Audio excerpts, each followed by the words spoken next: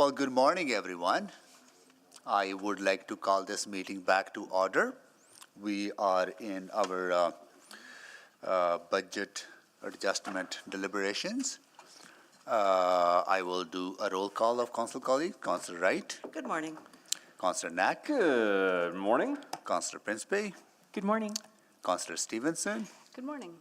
Councillor Paquette, Good morning. Councillor Tang, Councillor Hamilton, Good morning. Councillor Rutherford, Good morning. Councillor Salvador, Good morning. Councillor Cardinal, Good morning. Councillor Rice, Good morning. and Councillor Jans. Good morning. All right, and Councillor Tang is here as well. So everyone is here. And I understand that there's been, through the questions that council has raised, there's new information that administration would like to share with council in private. And I think we deal with that information first before we come back to our where we left off on the capital amendments. Is that okay, colleagues? Can someone move that we go in camera? I will move that we do so under section 24, 25, 27. 24, 25, 27 of the COIP Act. Okay. Need a seconder? Second. Councillor Wright, please vote.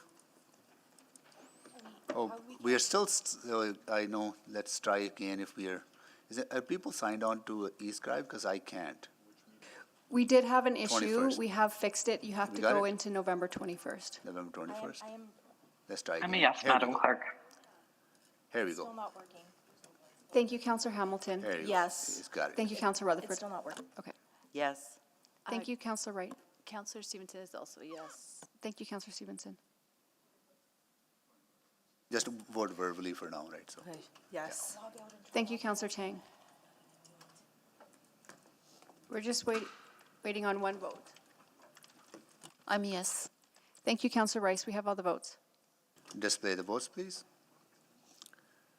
That is carried. Okay, we'll give you a couple of minutes to ensure that only the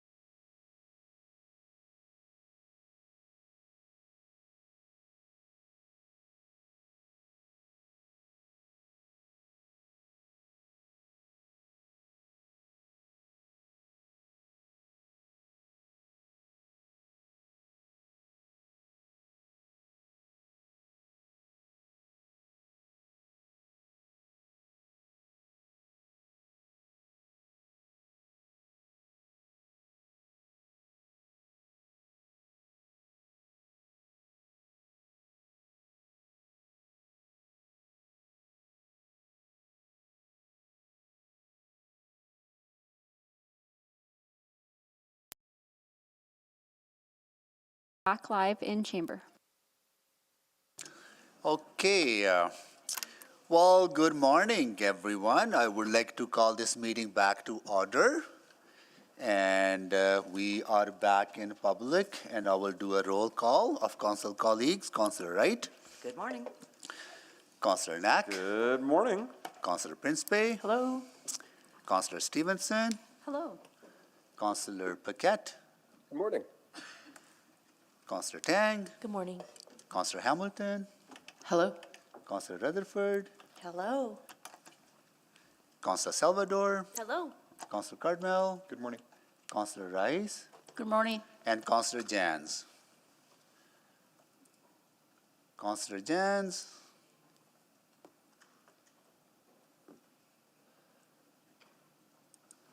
All right, before we go back to capital budget, I want to welcome some guests joining us from Richard Secord School, grade 6 class, and they are here with their teacher, Johanna Gorchuk, and your ward counselor is Councillor Jans. He's joining us virtually. His little boy is not feeling well, so that's why he's working as well as looking after the little one. And so thank you so much for joining us. And are you here for as part of the City Hall School or just for a visit for the day? For the day? Oh, just for the morning. Oh, what are you doing? Are you doing any mock council? You are. What are your topic of discussion? Mosquitoes. Oh, I think Councillor Jans would have enjoyed that if he was present in the, right? So who's the mayor? Ernest? Mayor Ernest, right? You want to come up to the mic? Come on. This is the fun part, you know? Come.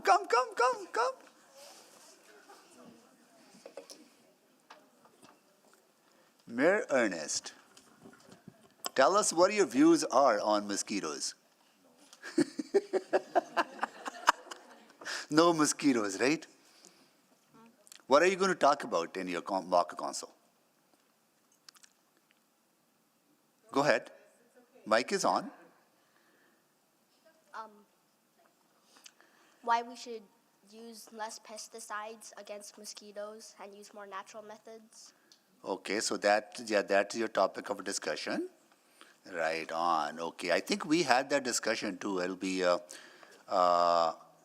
maybe you want to listen to that discussion going back into our council meeting, but we would absolutely be interested in what you decide as a group, what we should do to control mosquitoes. Are you looking forward to chairing the meeting?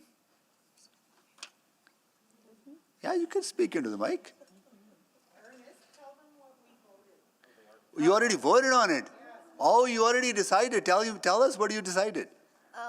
We voted. We voted for using less pesticides. Okay, and more natural ways of controlling mosquitoes. I think we made that decision too, right? So, yeah, it's pretty aligned with what you decide. So, thank you so much for sharing that. Right on, Mayor Ernest.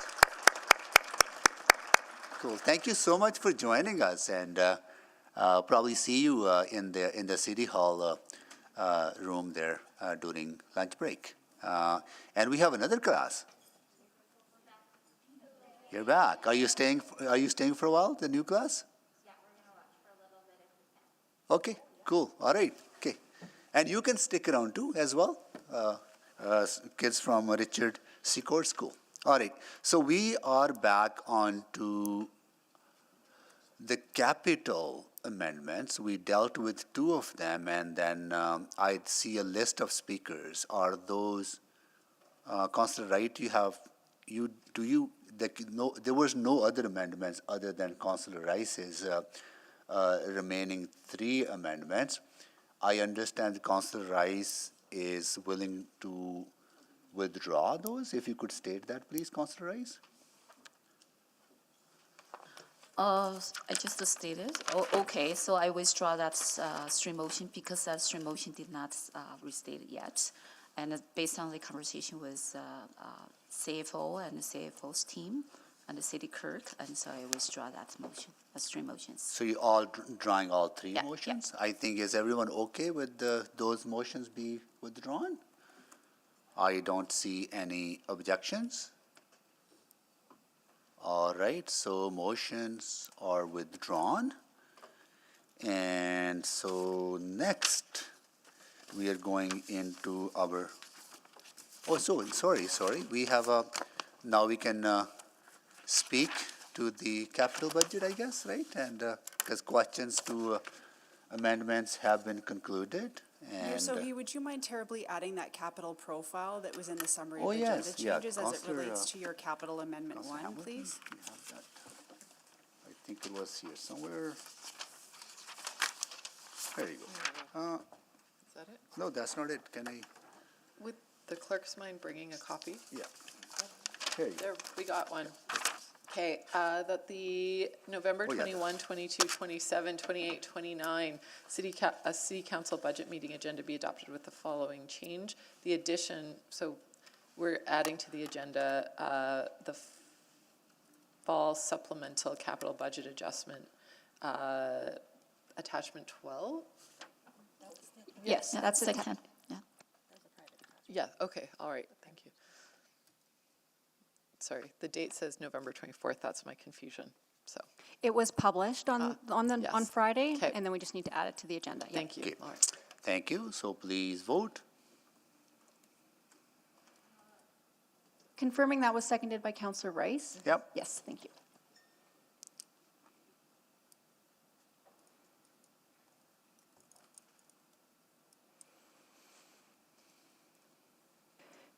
Can we just double check again if Councillor Jans has joined just before? Councillor Jans, Oh, we have a vote from him. We have all the votes. display the votes, please. That is carried. So to clerk, we have concluded the discussion on capital. Now we That's can right. speak to the motion on the floor and vote on the capital, right? The main motion as amended. Yeah, as amended. Okay, all right. To speak to the capital budget as amended.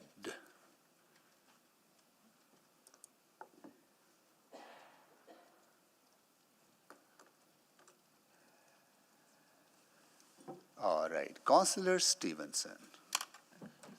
Yes, thank you. I mean, I will just add a few brief comments. I think, we didn't make a lot of changes to the budget brought forward from administration, so I think that speaks to how you've balanced different requirements.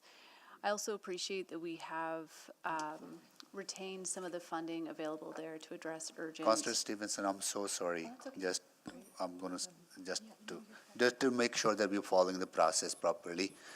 Can you advise us are we doing as approved? Are we following the process as approved? Like we are speaking and voting on capital, then going to operating amendments and voting on operating, or am I not following it properly? Yeah, you can do that. Yeah, so the bottom, if anybody wants to have a refresher on what the process was approved, it says the capital amendments are put and voted on before moving to the operating budget amendments. You can do it that way as part of your opening remarks, Mayor Sohi. These budgets, because the budgets are approved, these are independent adjustments. So you can vote on the capital budget right now as amended if you want, and that's what you read out in your speech. Councillor Hamilton, go ahead. I guess my point of order was related to a budget item that had an operating impact associated with it. And so if we were to approve the capital budget now and that operating impact, the corresponding operating line item is neither moved nor passed, then you would have to reconsider the capital budget. Yeah, this question we did put to the CFO before we recommended that, and we understand there aren't any operating impacts based on the capital unless there is now. Okay, There will be now because the buying of the buses requires operating dollars.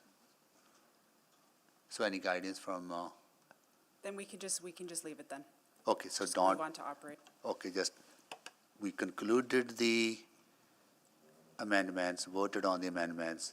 We have a motion on the floor as amended, but before we vote on that, we're going to deal with the operating, right? Okay, good. Thank you for flagging that. Appreciate that. Yeah, okay. Okay. Should we proceed with operating at this time, or should we just, because having conversation with administration in camera might, yeah, Wasn't there the opportunity to put on a multi-part amendment, which might have to be adjusted? yeah, I rather adjust it before I put it on, right? So then that probably avoid a lot of debate if necessary. Councilor Cardinal? I would like a few moments to consider motions that I was considering that might become subsequents rather Yeah. than amendments. So why don't we take a break, So- right?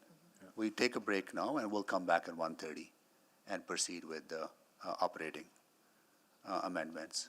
Do we need a motion to extend a break early, or we can do that as a unanimous? Okay, okay. All right, we are on the recess till 1:30. Okay, all right.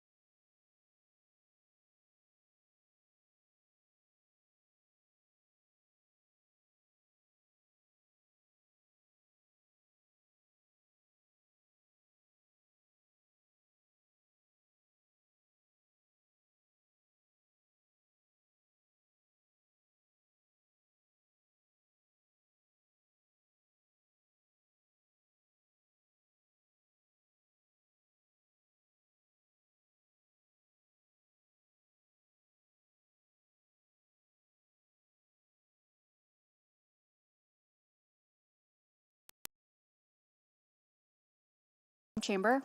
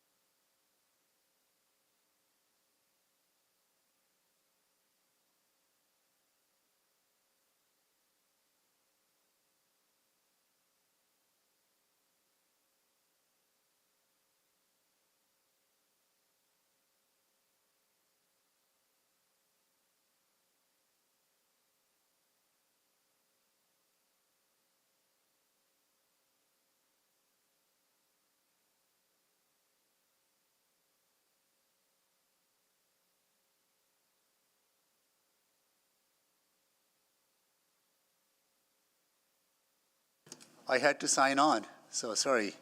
Nice to see you all. Are you having fun? Okay, is there a note? Here. Okay, but before I do that, let me call this meeting to order, right? I would like to call this meeting back to order. And I'll do a roll call of council members. Councillor Wright, Good afternoon. Councillor Knack, Good afternoon. Councillor Princeby, Hello. Councillor Stevenson, Good afternoon. Councillor Paquette, Good afternoon. Councillor Tang, Hello? Councillor Hamilton. Hi. That was very slow. Councillor Rutherford, Hello. Councillor Salvador, Good afternoon. Councillor Cartmel, Good afternoon. Councillor Rice, Good afternoon. and Councillor Jans. Hello. Okay, so everyone is here. I would like to welcome students from Waverly School, grade 6 students. They are, This Oh. is Richard Secord.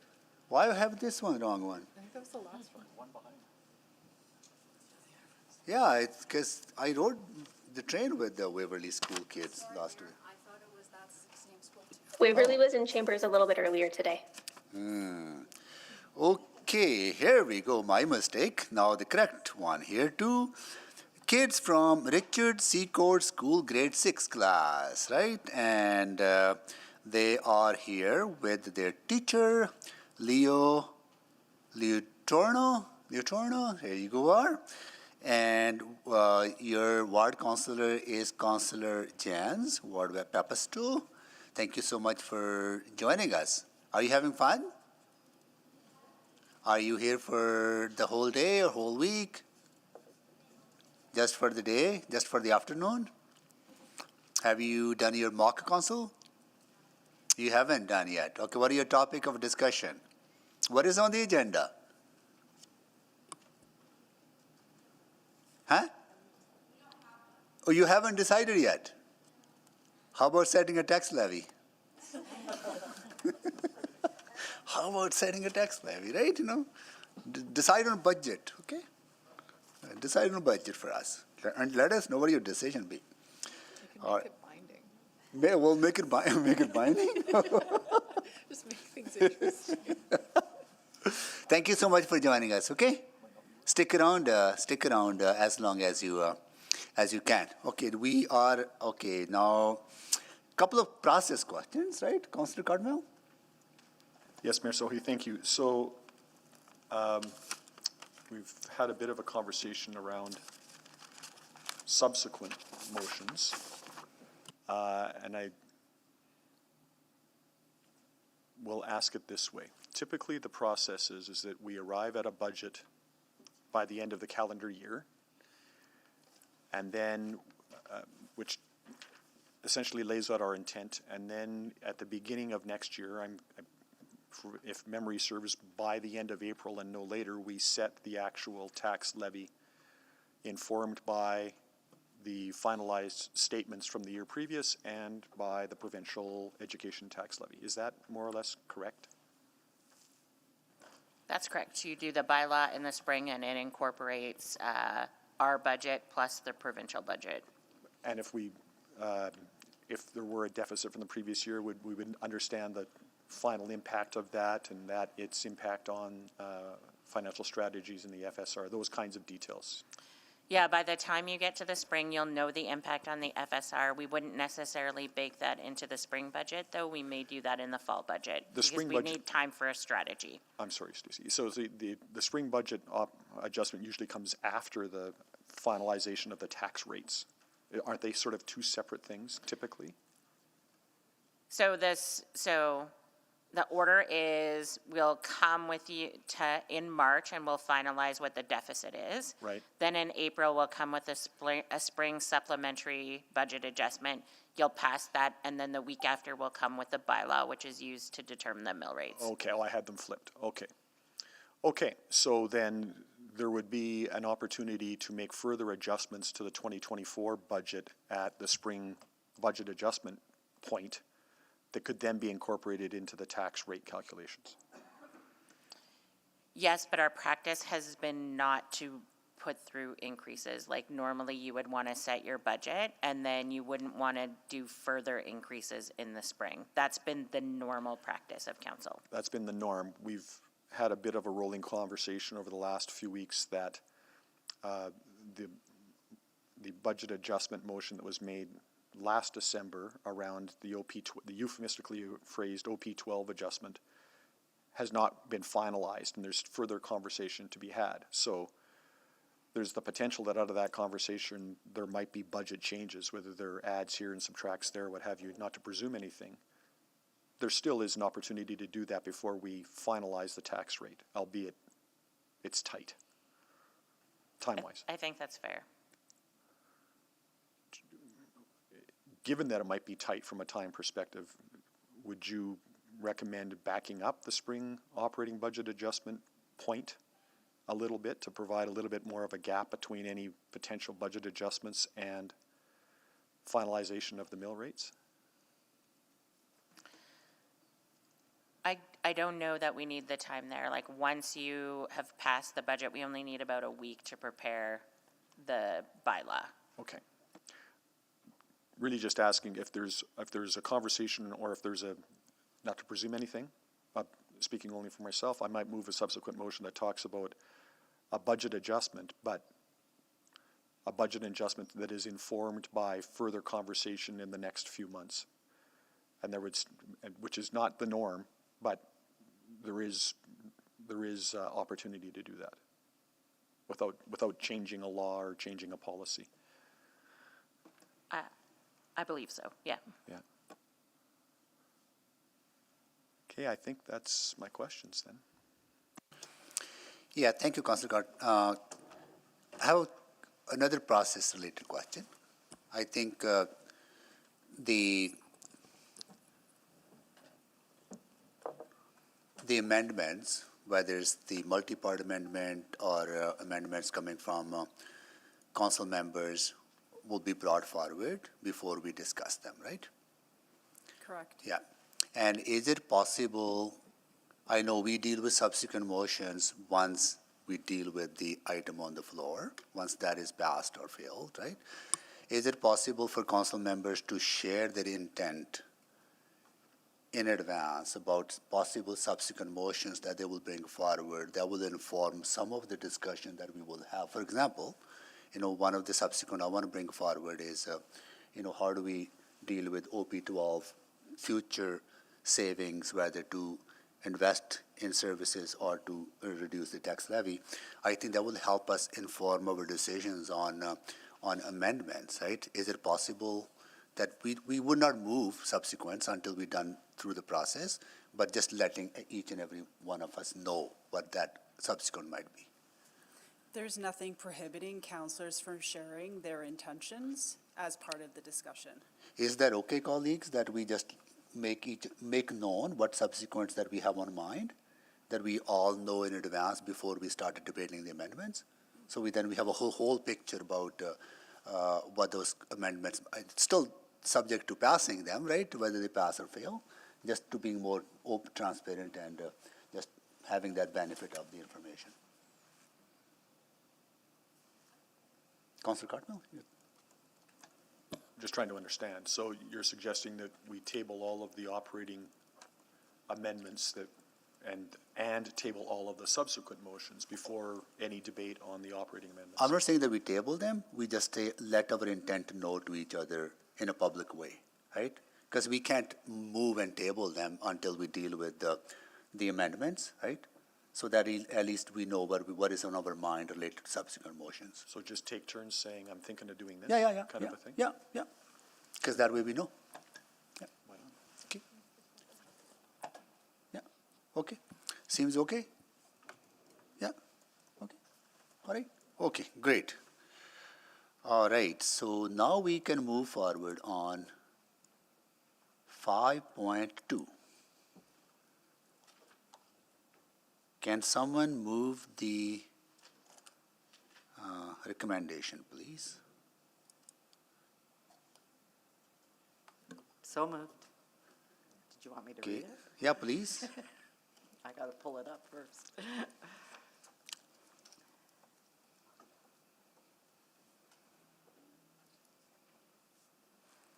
Whoops, that's not it. I'm sorry. It's right up there.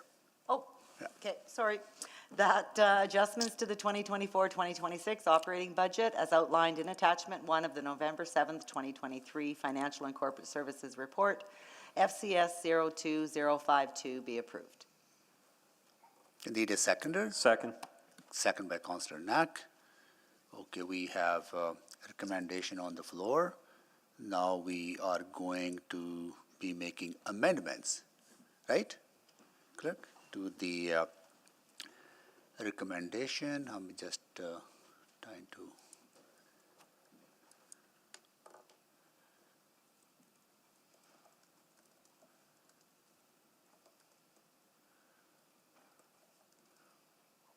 Okay, Councillor Rutherford, can you take the chair, please? Sure, I have the chair. Okay.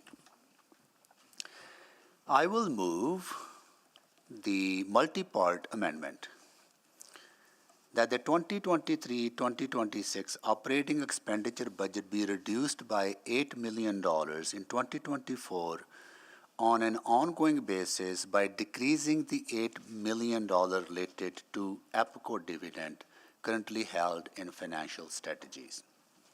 Number 2, that the funding agreement between the City of Edmonton and A1 Soccer committing $5 million, which was appropriated from the Financial Stabilization Reserve, not be renewed, that the funding be released to the unappropriated Financial Stabilization Reserve. Number 3, that the 2020... Point of order. Is there some items that need to remain in private? Not at this time, we're not there yet. Oh, okay. Okay, thank you, yeah. Number 3, that the 2023-2026 operating expenditure budget be reduced by $500,000 in 2024 on an ongoing basis by releasing funds held within financial strategies for the Scona Pool operations savings. Number 4, that the Legal Services Branch 2023-2026 operating expenditure budget be decreased by $1 million in 2024 on an ongoing basis as outlined on page 7 of attachment 2 in the November 7th, 2023 Financial and Corporate Services Report FCS 02052 for the Insurance Review Program. Number 5, that the 2023-2026 operating expenditure budget be reduced by $1.9 million in 2024 and $100,000 in 2025 and increased by $400,000 in 2026 on an ongoing basis by releasing funding held in financial strategies for the merit program. Number 6, that the Edmonton Transit Service 2023-2026 operating expenditure budget be reduced by $187,000 in 2024, $63,000 in 2025 on an ongoing basis due to on-demand transit service buses purchasing their fuel from City of Edmonton fueling stations. Number 7, that the Social Development Branch 2023-2026 operating expenditure budget be reduced by $1 million in 2024 on an ongoing basis, and that the $1.7 million be reallocated to priorities that would qualify toward the City of Edmonton's Family and Community Support Services contribution as outlined in attachment 5 of the November 7, 2023 Financial and Corporate Services Report FCS 02052. Number 8, that the Economic Investment Services Branch 2024-2026 operating expenditure budget be reduced by $750,000 in 2024 on an ongoing basis through the cancellation of the Development Incentive Program grant. Number 9, that the Planning and Environment Services Branch 2023-2026 operating expenditure budget be for renewable energy credits be decreased by in 2024 by $3.3 million on a multi-year basis ending in 2025. Number 10, that the Social Development Branch 2023-2026 operating expenditure budget be decreased by $600,000 in 2024, decreased by $500,000 in 2025, and decreased by $500,000 in 2026 on an ongoing basis, and that the community safety and well-being funding be released to the tax levy. That is for decreases. So I just messaged the clerk, we just stop at decreases right now, or just do the No, whole? it's No, one- the whole one- thing's together. It's one, it's just Okay. one. Okay, thank you. Not to increases. Number 11, that the Edmonton Transit Service Branch 2023-2026 operating budget be increased by 4.7 million 17,000 2024 expenditures of 6.456 million revenue and 1.73 million and 523,000 in 2025 expenditures of 681,000 revenue and 158,000 and 17,000 in 2026 expenditure on an ongoing basis to fund the redeployment of Valley Line Southeast LRT or VLSE hours and buses service package as outlined on page 29 of the attachment 2 of the November 7th, 2023 Financial and Corporate Services Report FCS 02052 with funding from the tax levy. That the Edmonton Transit Service Branch 2023-2026 operating budget be increased by $430,000 in 2024 and $6.114 million in 2025, expenditures of $7.136 million and revenue $1.022 million, and $835,000 in 2026, expenditure $1.176 million, and revenue $341,000 on an ongoing basis to fund the satellite garage and transit service growth operating impact of capital service package as outlined on page 3435 of attachment 2 of the November 7th, 2023 Financial and Corporate Services Report FCS 02052 to add 50,000 annual bus service hours for Edmonton Transit Service with funding from the tax levy. Number 13, that the Community Standards and Neighborhood Branch 2023-2026 operating expenditure budget be increased by $2 million and $2,000 in 2024, decreased by $230,000 in 2025, and increased by $6,000 in 2026, and that the Parks and Road Services Branch operating expenditure budget be increased by $1.07 million in 2024 and decreased by $112,000 in 2025 on an ongoing basis. To fund 50% of the core encampment and unsheltered homelessness response service package outlined on page 44 and 45 attachment 2 of the November 7, 2020 the Financial and Corporate Services Report FCS 02052 with funding from tax levy. That an exemption to Council Policy C217E reserve and equity accounts be approved on a one-time basis for the purpose of using the LRT reserve to increase the Edmonton Transit Service Branch 2023-2026 operating expenditure budget on a multi-year basis ending in 2025 by $1.8 million in 2024 and $500,000 in 2025 to fund the actions as outlined in attachment 5 of the November 7th, 2023 Financial and Corporate Services Report FCS 02052 with funding from the LRT reserve. Number 15, that the exemption to Council Policy C217E reserve and equity accounts be approved on a one-time basis for the purpose of using the LRT reserve to increase the Park and Roads Service Branch 2023-2026 operating expenditure budget on a one-time basis by $1.494 million in 2024 to fund the actions as outlined in attachment 5 of the November 7th, 2023 Financial and Corporate Services Report with funding from the LRT reserve. That is it, right? Okay. Perfect, thank you, and We just need a second. I can second that. Okay, I will take the chair back.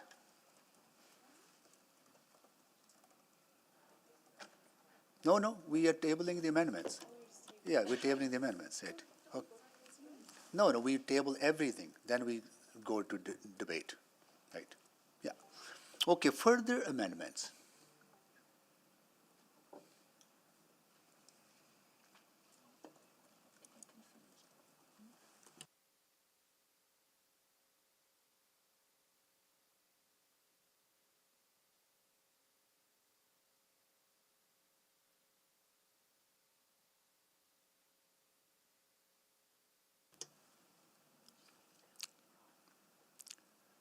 I don't see more further amendments, or can we? Sorry, Guy Clerk. I'm not sure if there's anybody else that wants to make any amendments. I have no idea. Okay. Can I give the chair to Councillor Rutherford to let council members know some of the subsequents that I will be making?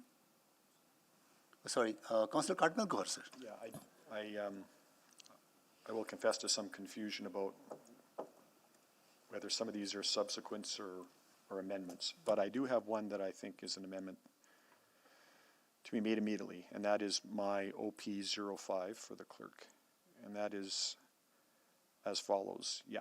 That tax-supported operations funding for the Edmonton Public Library be increased by $449,000 in 2025 and $37,000 in 2026 on an ongoing basis to support Heritage Valley expansion as outlined on page 41 of attachment 2 of the November 7th, 2023 Financial and Corporate Services Report FC 02052, with funding from the tax levy.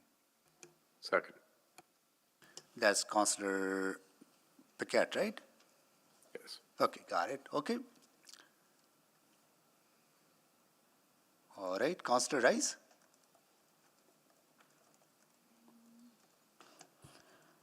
I do have a few. I just put on the floor, and if it's a repeat with something on the omnibus, so I may take out later on. So first one, so that an exemption to Council Policy C217E reserve and Sorry, equity- Councillor Rice, can you tell us what number you're looking at? Because the number is OP01 yeah, thanks so much. for the option 2 be approved on a one-time basis for the purpose of use the ART reserve to fund up to $1 million in one-time funding to fund the turf maintenance program and the Parks and the Nodes Services Branch 2023-26 operating expenditure budget as outlined on page 7 of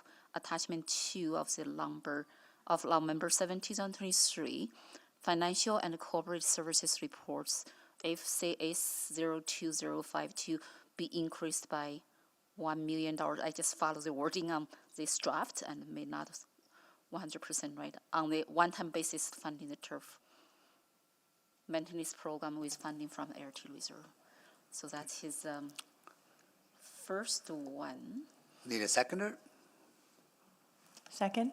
Councillor Principe? Okay. Okay, so the next one is about OPO3. OPO3, that's the 2023-26 operating expenditure budget be reduced by $8 million. Councillor Rice, that's already been stated by the mayor. Okay, so that one will not be. The next one is OPO4. That's the 2023-2026 operating expenditure budget for operating expenditures and revenues be reduced by $10 million in 2024 on one-time basis to reflect a reduction in the pay-as-you-go transfer to capital. Need a seconder? Second? Councillor Principe? Okay. So the next one is OP05. Is not already stated by Mayor? Yes, it was. Okay, then OPO 6, Yes, it was. OPO 7. I don't believe so. Okay, thank you. That's the 2023-2026 operating expenditure budget for corporate expenditures and revenues be reduced by $2.3 million in 2024 on an ongoing basis by reduce the taxation appeals adjustments. Second? Okay, thank you. OPO 8. OPO 8. We don't understand what this is as drafted, Councillor Rice, so you might want to think about that one before you state it. OPO 9.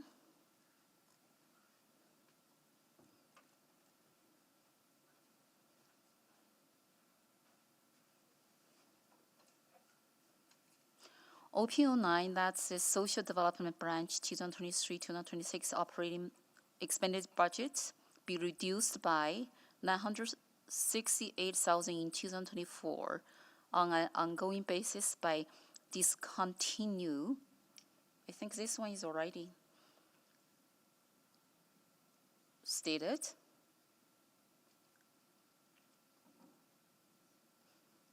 Is that one already? I'd have to go back and check. Okay. I don't believe it has been, Councillor Rice. So then I don't need to state that one.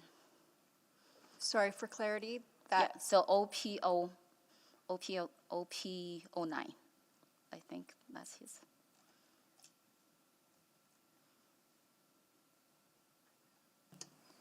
sorry, you are or you are not stating it? I'm not stating that one.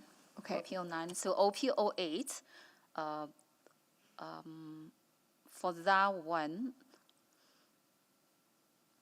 I will state it, but I do have the question you said this. That's the reduction of the proposed tax levy by $50 million on an annual ongoing basis with the funding from OP12 operating saving that was released to the financial strategies. I need a seconder. So I'm not sure that motion's valid. If you could just check here, we did provide feedback to the councillor in advance. I'd have to take some advice from the CFO if it's clear and if that's actually in order. So the recommendation in the amendment is to reduce the tax levy by $15 million on an ongoing basis with savings from OP12. Not sure if they've been realized yet. Because those savings has not been identified, right? That has been my advice, is that you not do general reductions. Got it. When we don't know where the source of funding Got or it. the source of the reduction is. Okay, I'm going to rule it out of order then. Yeah, Councillor, I go ahead to the next one. That's all. That's all? Okay, all right. So that is for amendments. So I think at this time we can let each other know about our intent of subsequent amendments, right, or motions, right? So, Councillor, Mayor Sohi, just before you move on to subsequents, can you just confirm that there are no more amendments? Because what we need to do now, and I've had some questions in the chat, is put these into the tracker. Yeah. We now then need to I order see them no in- more amendments. We then, I'm just going to finish here so everybody understands the process. So we're then going to, in addition to your amendment, your one omnibuses, we're going to then state them in reductions and then increases. So we're just going to need some time to do that Yeah. before you come back to voting. Got it, okay. So I see no more amendments, right? And at this time, we'll ask council members to state their intent about what possible subsequent motions they will be bringing forward. So Councillor Cardinal, you want to start that? Or I can start if you need time. No, I'm okay, Mayor Sohi. But I don't, so excuse the glib language. Oh, yeah. And you want me just to sort of rattle off what I'm thinking? Yeah, okay. what your, Yeah, okay, so, for things that have dollars in them, so in effect, hear these as, things I'd like to move in the spring SOBA. Is that fair? Okay. So the first of those would be Just trying to make sure I've got this right. $2 million additional funding in each year, 24, 25, and 26, to support event attraction work in the, maybe if I put my glasses on, the Community Recreation and Culture branch. That'd be one. A second would be funding for FEMCO, $2.2 million on a one-time basis. I will note that there's been some conversation about a loan instead of a one-time, so I'm not sure that's necessary, but something needs to happen there.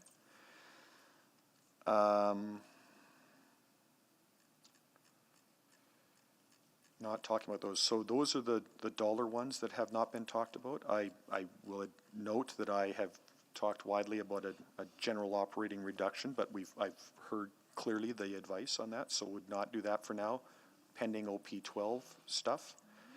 I have a couple of others to offer.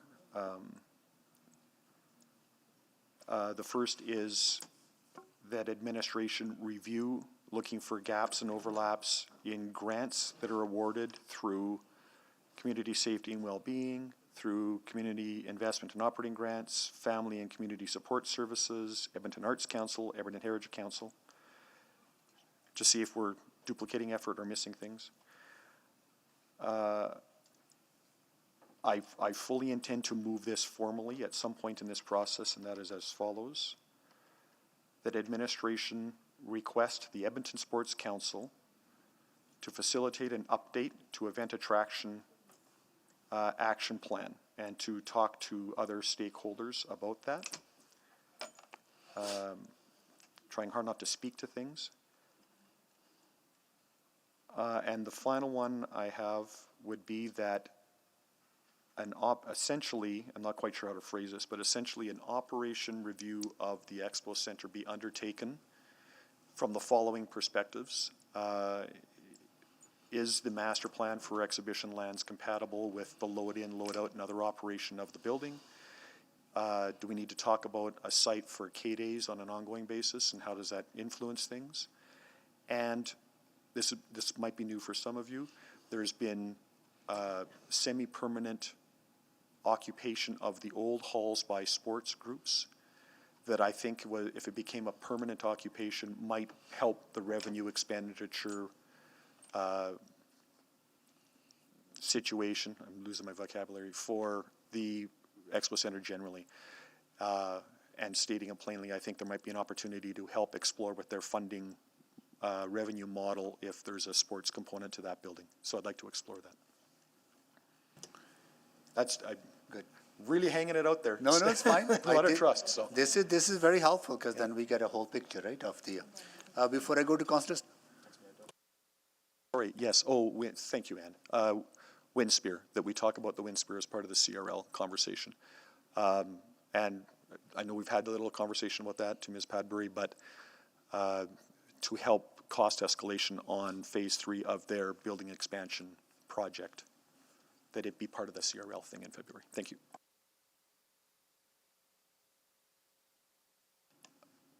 Explore money, I think would be really reading the room, but a SOBA conversation after we do a bit of the operation review of that one building. And SOBA, got it. Okay, got it. Okay, all right. Before I go to Councillor. Sorry, Energy, by SOBA I mean spring.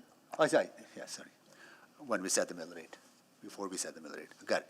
Before I go to Councillor Rutherford, I would like to welcome another class from Richard C. Cord School, grade 6 class, with the teacher Tracy Bradley joining us. Thank you so much for joining us. There was 2 other classes from your school earlier on, one right in front of us. So thank you so much for joining us. Have you decided what you're going to talk about, or have you already decided what you talked about? We decided. What was your topic of discussion? Should the city of Edmonton keep rec center facility prices the same for all levels of facilities? Oh, so not having a tier.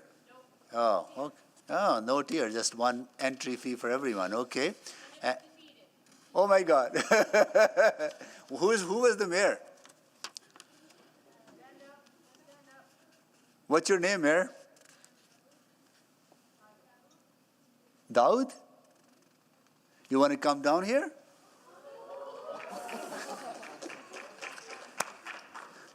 You want to say a few words on behalf of your colleagues and the classmates?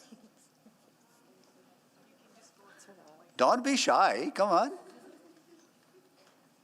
Tell us why you decided against not having different tiers of, or you decided. Okay, tell me what you decided.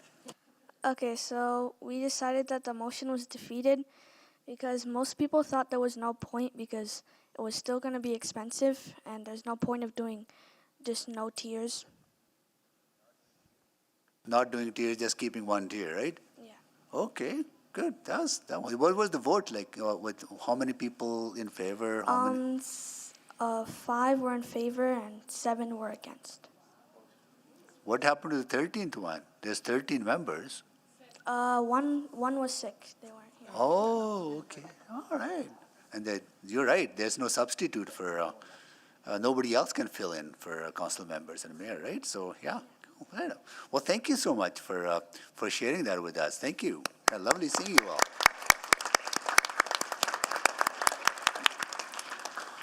All right. Councillor Rutherford, your intent for subsequence. Yeah, so I have two subsequents. The intent of the first one even is around parks growth in the capital, and while we don't have any funding for it, I think that the profile that came back unfunded isn't considering some other factors in the prioritization when and if we have that growth conversation. So there's a subsequent sort of saying, have we considered these things and can you bring a report back? And then the second subsequent that I am wanting to bring forward is around a report from administration on service and route adjustments based on the potential allocation of new service hours from a transit equity lens. Thank you. Councillor Rice, your intent for subsequence? Go ahead, please. I do have one subsequent for capital. So the intent is based on the concern I heard from Edmontonians. The first one is about, with this budget limitation and for the tax increase, is there any approved capital project could explore the opportunity for delay or for holding or eventually for cancellation? So specifically, and during this approved capital project, which one is 100% growth and which one is just renew to reflect the needs and from the community? So that is one subsequent motion. Thank you, Councillor Rice. Councillor Stevenson? Yes, thank you. I'm still just getting a bit of clarity from administration whether this would be required, but I believe one of the portions of the multi-part speaks to the Center City optimization. So parts of things might be in an attachment 5, which we're going to be adding shortly. Oh, gotcha. Okay. So I think then I don't know how to, We could share it, because we're going to ask council is to it add it. is it and a then you private could- attachment? And then you could look at it. I would need, there's been a few versions, so I'd need to just take that away and triple check if that was in there, and you still have time to make Yeah, you can additional wait. amendments. We'll Perfect. wait for the attachment. Okay, Good. Councillor Knack? Thanks. Thank you, Mayor Sohi.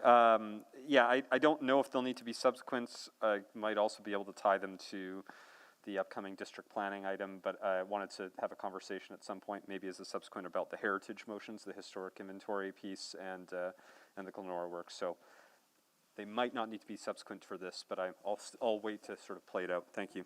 Thank you. Right? Hi, thank you very much. I had been considering, and I just maybe want to confirm with admin, for the ongoing maintenance of trees and the temporary to permanent workforce. Because my source of funds was going to be the OP12, but I think I'd heard from Andre last week that any of those OP12s should just wait to be worked out in OP12. Is that right? Yeah, I think our position is OP12 is not a funding source until we produce the savings. Okay. All right, then. Thank you. Then I have no others. Thank you. Councillor Tank. Great, thank you. I have a couple that I'm contemplating. One is contemplating making another request to the police commission for a police audit. Another one is looking into some perhaps specific areas for some follow-up work on middle management review. And then I think the third one may provide some details and context to one item that's on the reduction side, which attachment 5, I don't know. Okay, so yeah, those are my. Let us share attachment 5, and if it's okay, like, this isn't over, and we'll just make sure that everything's captured, and if anything was not included, I think there's still time, Sohi, for you to take amendments. Yeah. Okay. Yeah, good. Okay. All right, Councillor Rutherford. Yes, Thank I you. have the chair. Yeah, I shared my intent for 9 amendments a couple of days ago with council members and administration, so I'm just going to make them public as well, right, so that everyone knows. And one is that administration, prior to spring 24 supplemental operating budget deliberation, provide a report outlining options for additional $10 million in ongoing OP12 savings to be used to reduce the mill rate or reallocate to services. And the second one is that that a standing in private item be added to each executive committee agenda called strategic discussion on program, budget and service delivery and planning. And the intent of this is to provide council with more oversight on the budget process ahead of fall 2024 SOBA, SCBA as well. And so we are still working the wording around how that will look like. And the third one is that administration report back on a plan to accelerate disposition of surplus lands that we bought for capital projects, and whether we can use that $50 million, approximately $50 million worth of that land, and how we can use that for other projects or reduce the tax debt burden. And the fourth one will be that administration, as part of enhanced public reporting, develop and implement public-facing KPIs that show efficiencies of city services, program and services cost is utilized for normalizing asset quantity and service hours. And the fifth one will be that administration provide a report outlining options to develop a 3-day ARC transit pass for visitors to Edmonton. That gives us the potential for revenue generation. And the sixth one, that administration provide a report outlining options to develop number 6, that provide a report outlining a plan to increase the cross-corporate sponsorship programs with a focus on capital city cleanup, roots for trees, urban farm, and community garden.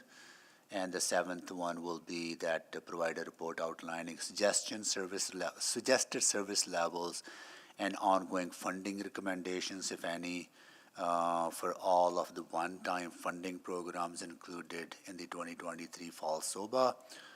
For example, enhanced cleaning, center city optimization, enhanced snow removal, etc. for 2027-2030 budget deliberation. And the eighth one is that provide a recommendation for the reinstatement of the development incentive program or a redesigned grant program to further contribute to the objectives of the zoning bylaw or district plan. And then last one, options to increase the assessment and tax service fees as detailed in corporate and expenditure revenue. So those are the subsequents I'll be looking at making. Thank you, Mayor Sohi. Thank you. May Councillor? I add in one more? Sure, go ahead, please. Yeah, Councillor. Sorry, or is Councillor Knack on the board too? No. I just would say I am contemplating one. I haven't drafted it yet. around further engagement with the Seniors Council and Accessibility Advisory Committee on an assisted snow clear program to start in 2024-2025 winter season. Yeah, got it. Thank you. Thank you, council members. Thank you for indulging in this. I know this is not a conventional process that we follow, but I think this is very helpful for us to actually understand what our thought process is on number of these things. Hopefully will help inform our further discussion on the amendments. Good. So with that, I think clerk needs some time to format the amendments, maybe a suggestion for a break, right? Give probably how much time probably would be required, half an hour or more, or like whatever. Aileen, whatever time you need. Looking at the team, could you give us 30 minutes? 30, yeah, how about 45 minutes? Sure, 45 minutes. love it.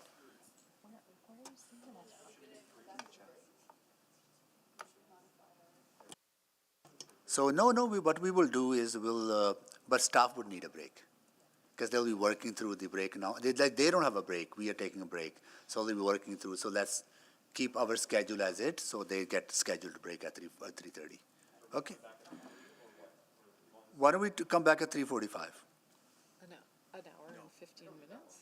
No, they need about 45 No, minutes. I would say if we were, and speaking for the team, I think if we come back at 3, we will be okay.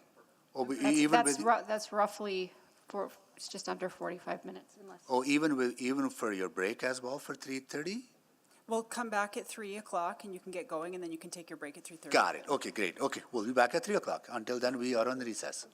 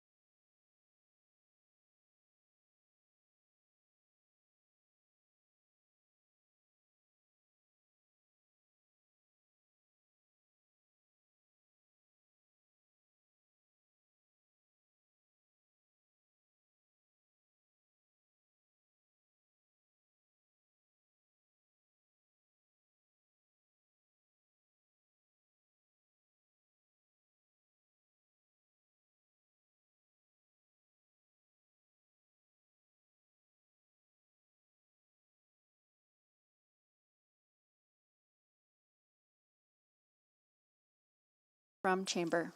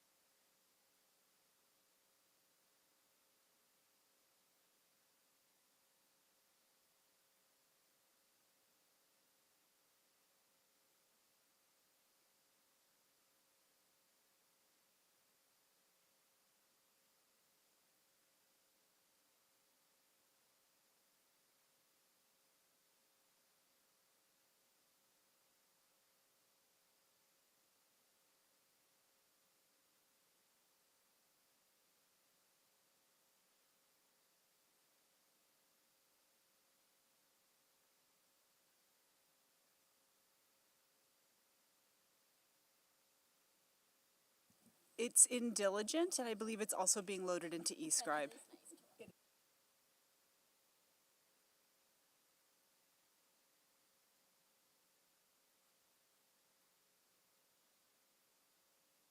It's 100% in Diligent, Mayor Sohi, and we're just loading it as well into eScribe.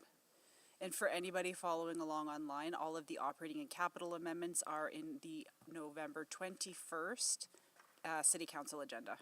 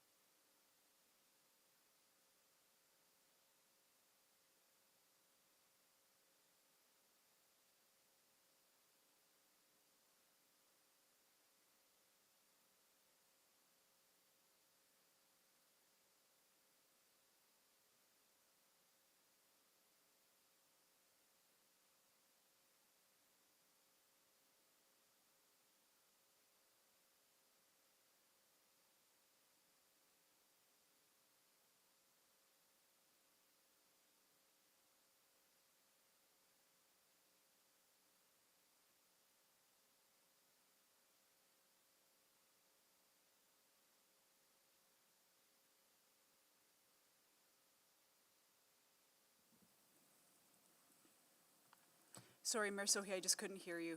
So where would we find attachment 5 in the, Yeah, if you just, so if everybody could resync or sync their Diligent yeah, and/or eScribe. okay.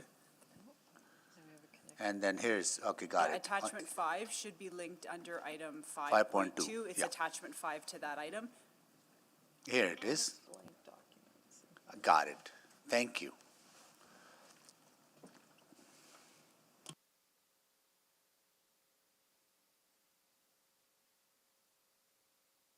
So if there are any questions related to attachment 5, we would have to go in camera. Yeah, depending on what the questions are, yeah. Okay. But hopefully, it's not new information. Yeah. Okay, got it.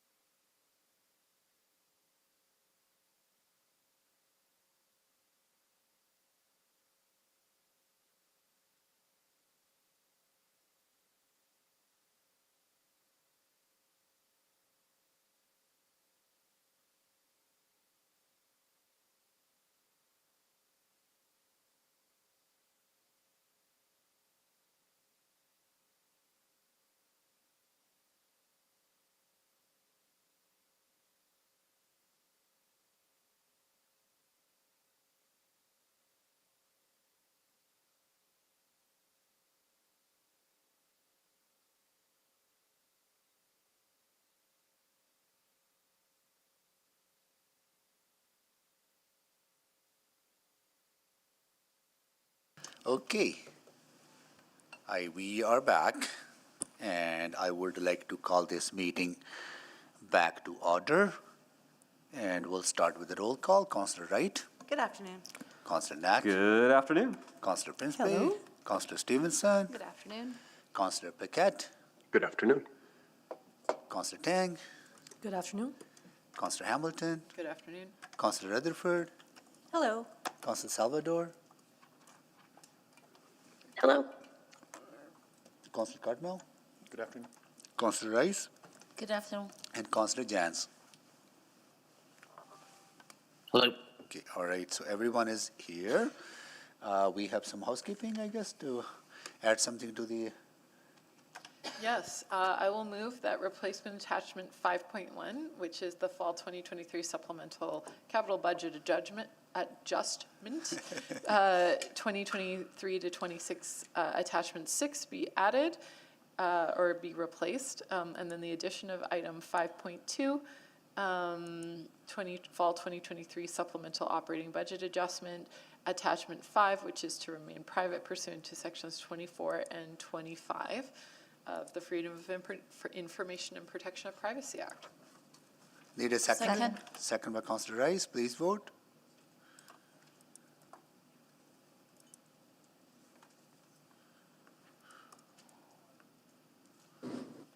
Yes.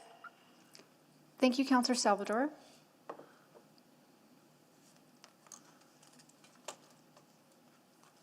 We just don't have your vote yet, Mayor. Here we go. Thank you so much. We have all the votes. Display the votes, please. That is carried. Okay, now we are on to debating the amendments, right? Okay, Councillor Rutherford, can you take the chair, please? Yeah, I have the chair. And so we will start by bringing forward the multi-part amendment by Mayor Sohi. So I don't think you need to restate that. I think we can, oh wait, yes, you do? Because who seconded it? You did. Oh, I did, yes. Okay, well, let's put it on the floor, and then if anybody has any questions about anything, I think, yeah, I will let you make an introduction. I just wanted to do a little process stuff first and just highlight that, you know, you can ask questions on any part of the amendment, but let's only speak to it once when we speak to it. Okay, and I will go to the mayor to introduce, and yeah, I'll go to the mayor to introduce. Yeah. Well, thank you to all my colleagues for working together to identify our shared priorities. This multi-part amendment attempts to put forward amendments that maintain or fill in service gaps in essential services such as transit, encampment response, and maintaining our public spaces while keeping taxes affordable. Our transit system is not keeping pace with the growth of our city or our population. Across the entire network, service gaps total approximately 5,000 conventional bus service hours per week or 260,000 hours per year. The investment I'm putting forward in this multi-part includes repurposing Valley Line service hours, that's 70,000 annual service hours, as well as adding new service, that'll be another 50,000 annual service hours through buying more buses and leasing the satellite garage to store those buses. These service hours will go to increase frequency on existing routes. It will add new routes, new peak service, off-peak service, as well as to support transition from on-demand service to conventional service.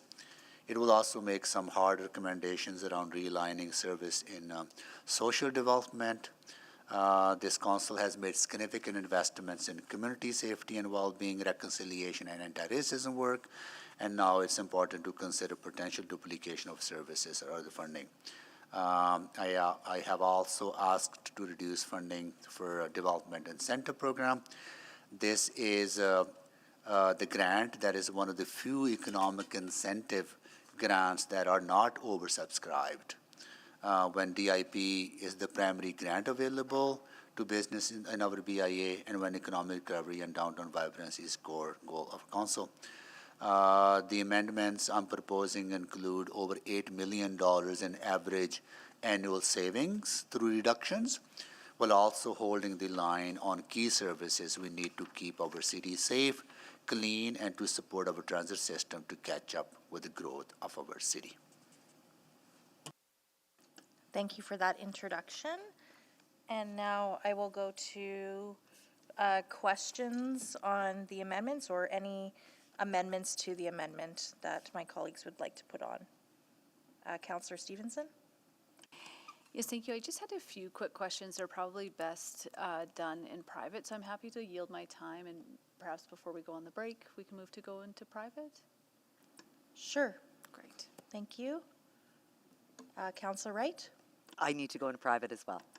Okay, does anybody have any questions on the multi-part amendment from Mayor Sohi that they would like to ask in public? Councillor Principe, please go ahead. Thank you, Chair Rutherford. I do have a question about the amendment number 11, the transit service branch. With funding, in the amendment, it says with funding from the tax levy. Was there ever consideration, or is it a possibility to use the LRT reserve? Or is that not a possibility because it's an ongoing? That's correct, you've got it. It's an ongoing expenditure, should be funded with an ongoing source of funding. Okay, yeah, I just want a clarification on that. Thank you. Counselor Stevenson looks like she might have a question in public after I all. do have a public question. If this motion were to pass, what is the tax levy impact?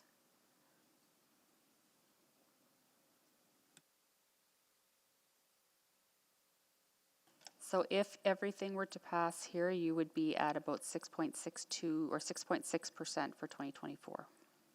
Thank you. Sorry, and just to clarify, everything in this specific motion, not, yeah, perfect, thank you. Okay, thank you. Any other questions, or can I get a motion to move in private? So move subject to 24, 25, 24 and 25 of the FOIP Act, Second. and maybe 21, actually. and maybe 21. And 21, okay, so we've got the motion to go into private by Counselor Wright and seconded by Counselor Stevenson. Please vote.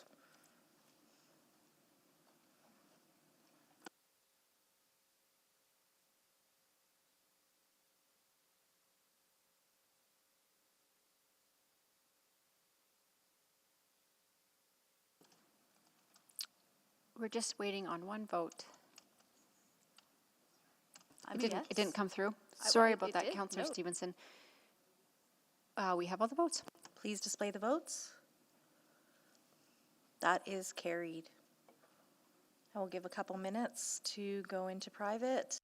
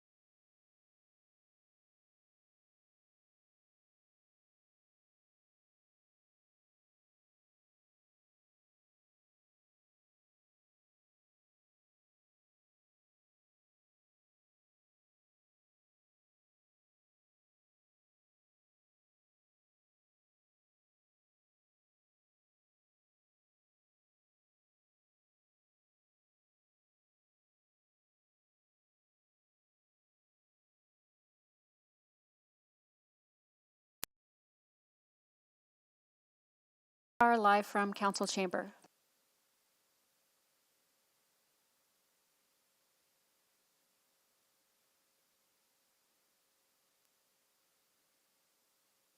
Okay, just give a 1-minute warning to my colleagues online that I'll be calling this meeting back to order right away.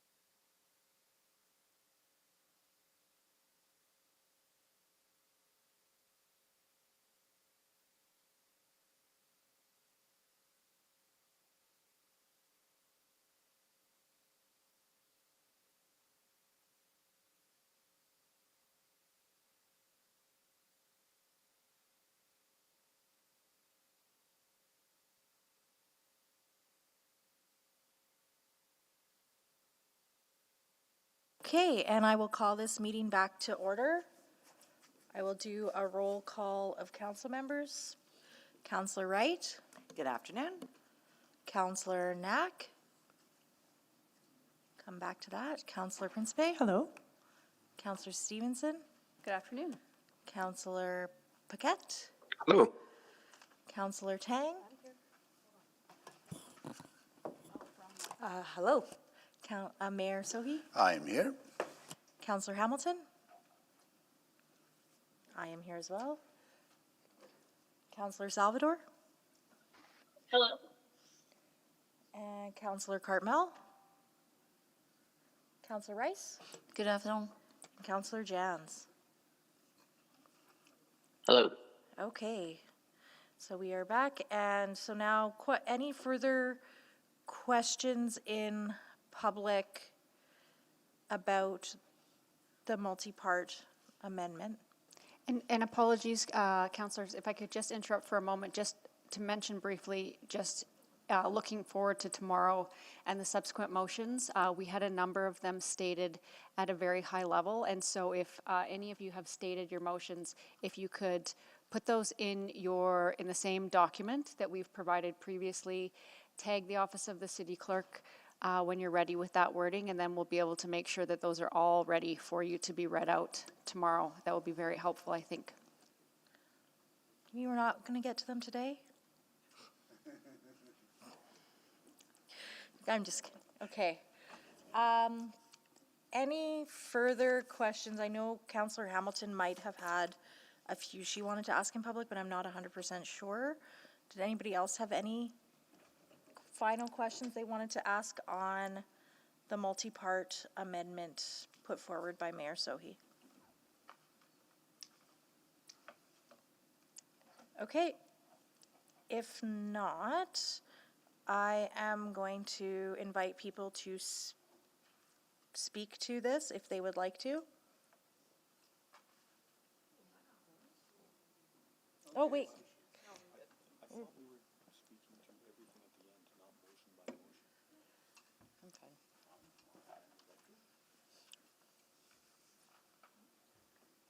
I thought we were still speaking to each amendment. And so this is a multi-part, so you're speaking to the entirety of the multi-part amendment. But like there's other amendments that other councillors have made that we would also speak to.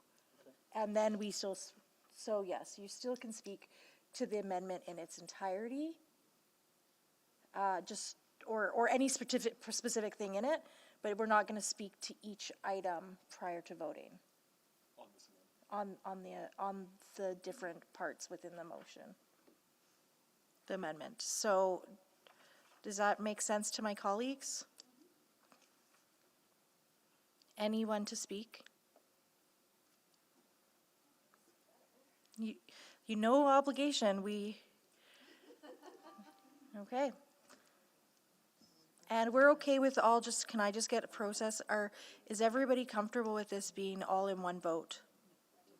Division, okay. Just a second. But it's voted by one. Yes, so we're going to vote one by one on each of the parts of the amendment, but we are going to speak as one. So that's, I think, the best path forward. It's equitable to what happened last year in terms of process and the consistency with process that was created. But again, that's what we're going to do. So Councillor Stevenson? Oh, I was trying to avoid being the very first to go. So I'll speak.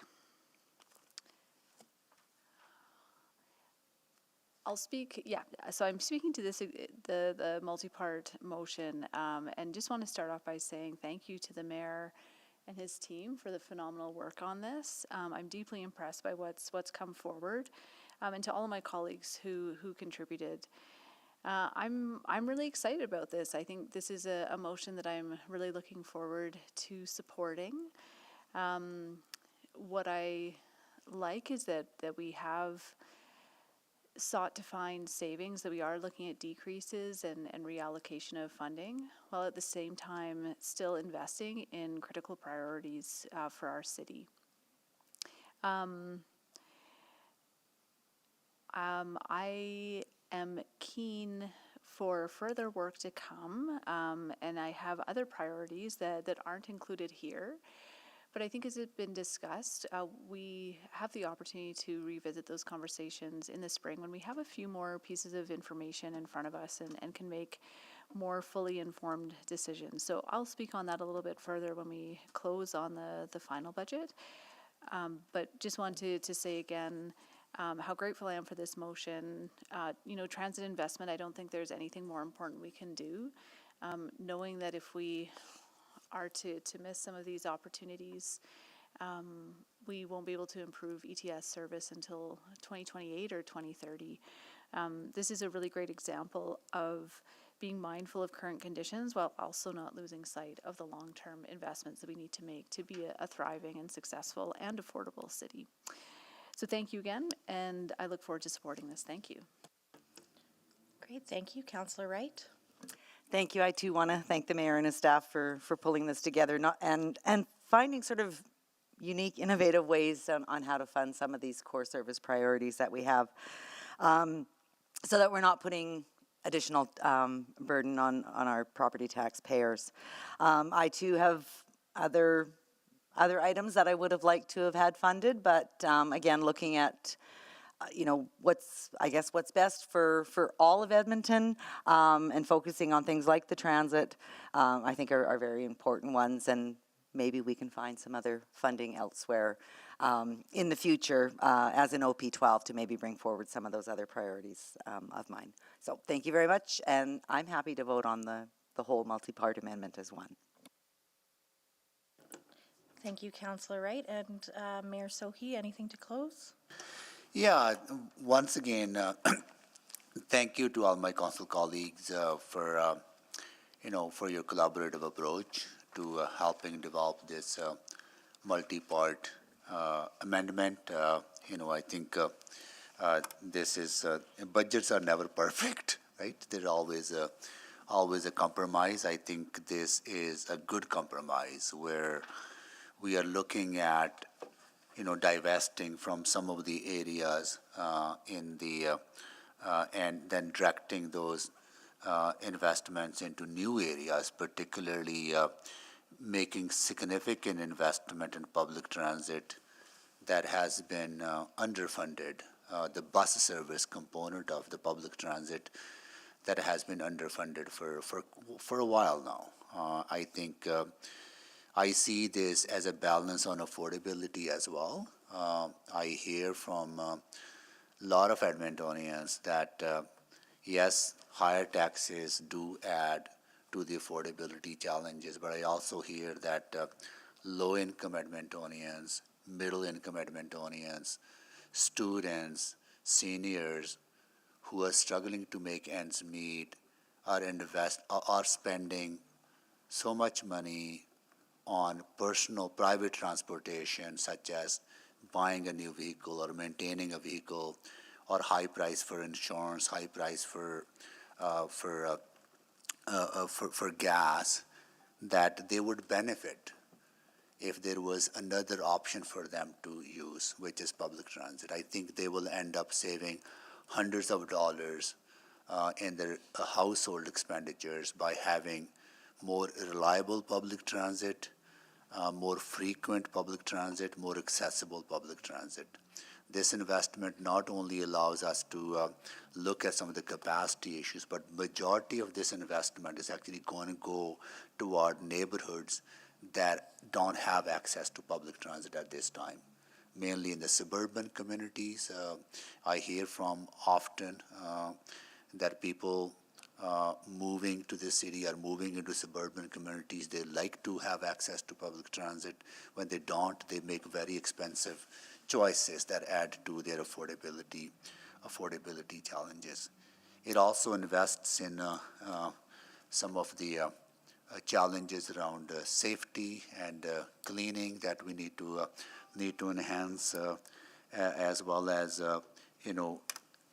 keeping taxes affordable. There are proposals to reduce close to $8 million in expenditures, and then then investing those back into the community, right? So I think I feel this is a reasonable balance of keeping taxes affordable, but also making services affordable, and by providing more services, reducing the overall expenditures of households, right? So I encourage my colleagues to support this. I also want to take a moment to thank our administration.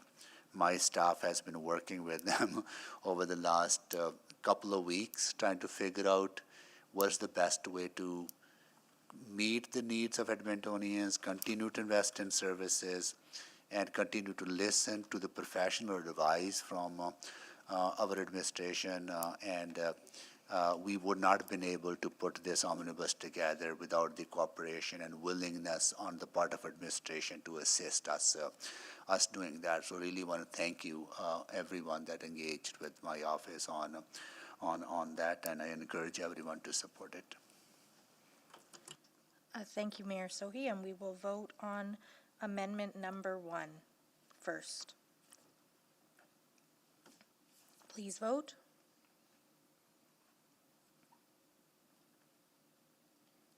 Clerk, should I be reading out what we don't need to read? Okay, it's on the display. Perfect.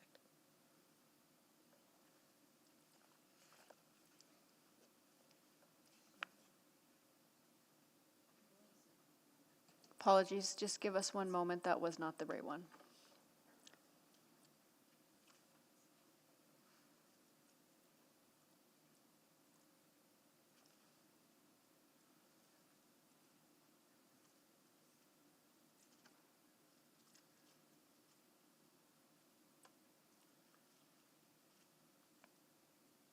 Do we have all the votes? We are waiting on 3 votes. Not sure if they're coming up for just Councillor Stevenson.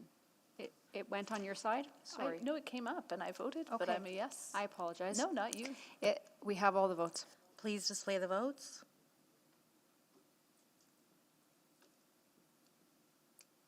And that is carried. Okay, we are now going to vote on amendment number 2.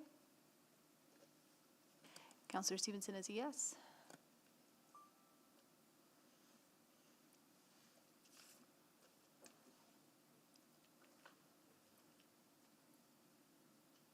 Sorry, eScribe is just being very slow for us.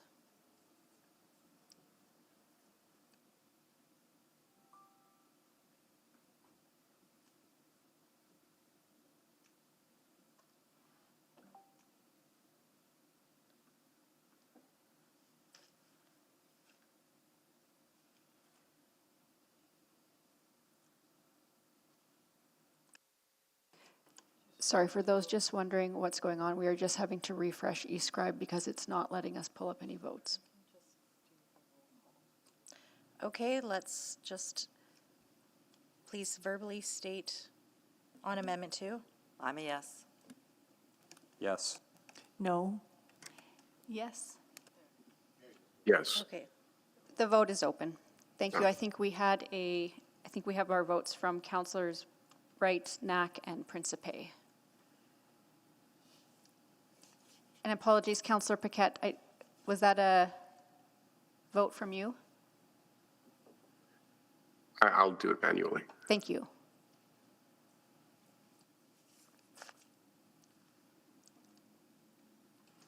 We have all the votes.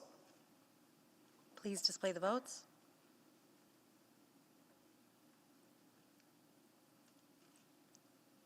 Okay. And next, Amendment number 3.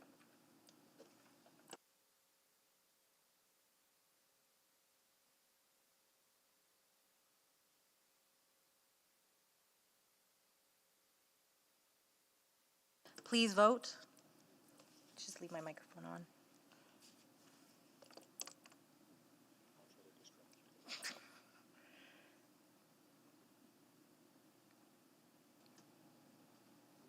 We're just waiting on 2 votes, Councilor Rice and Rutherford.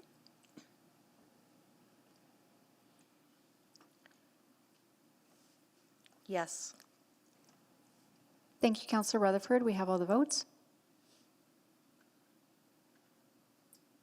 Please display the votes. Okay, that is carried. And Amendment number 4. Please vote.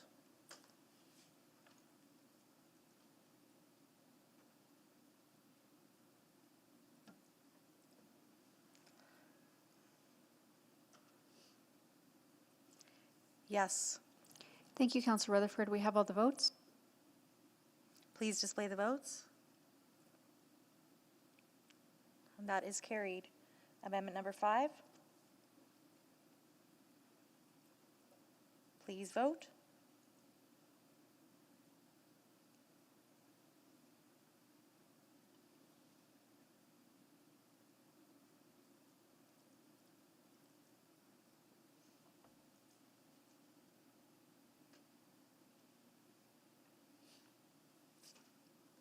We have all the votes.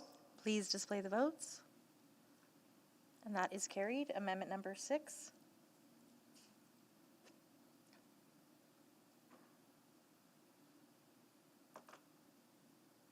Please vote.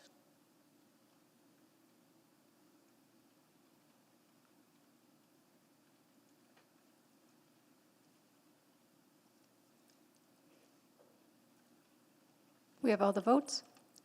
Please display the votes. That is carried. Okay, and Amendment number 7. Please vote.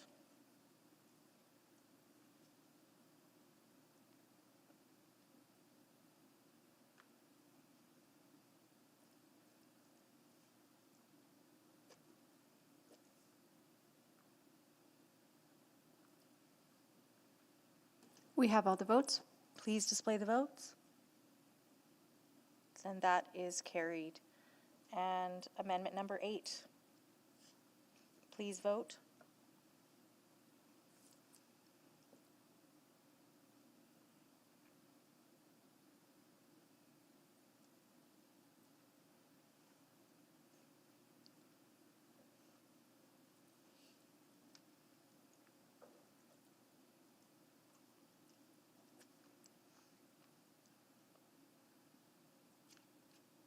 We have all the votes. Please display the votes. And that is carried. Amendment number 9. Please vote.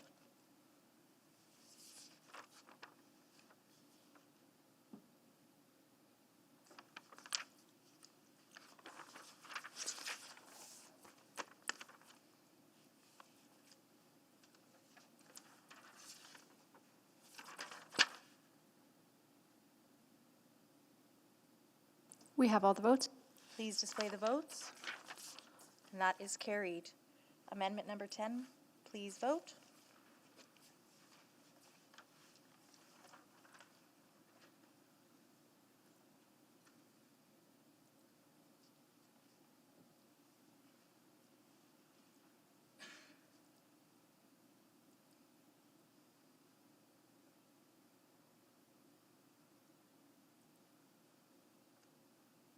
We have all the votes.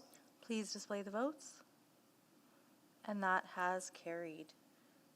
And we are on to Amendment 11. Please vote.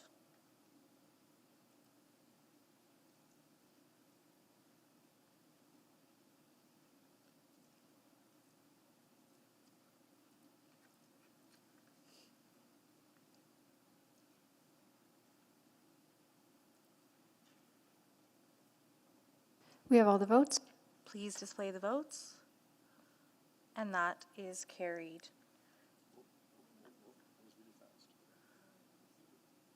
It was an 11-2 vote. Is it possible to put it either back up on the screen, or can the clerk read out, because that didn't flash up for very long? Oh, apologies. So that was amendment number 11, and that carried 11-2. With Councillor Principe and Rice opposed. Yes, with Councillor Principe and Rice opposed. Okay. And amendment number 12, please vote. And let's make sure that the public can see the responses, if we can keep it up for a little longer.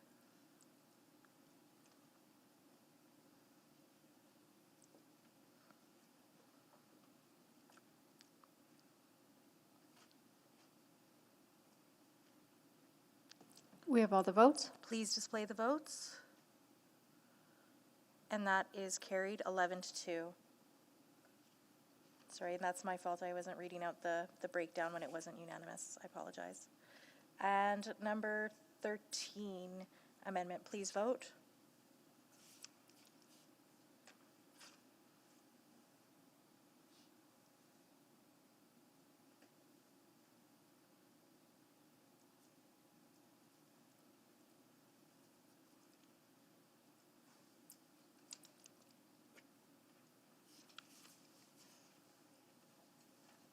We have all the votes. Please display the votes. And that has carried unanimously. Amendment number 14. Please vote.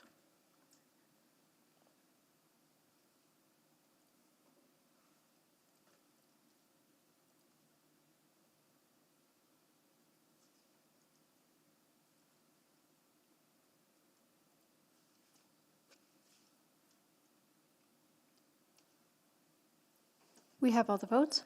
Please display the vote. And that has carried unanimously as well. And the last amendment in the multi-part amendment, number 15, please vote.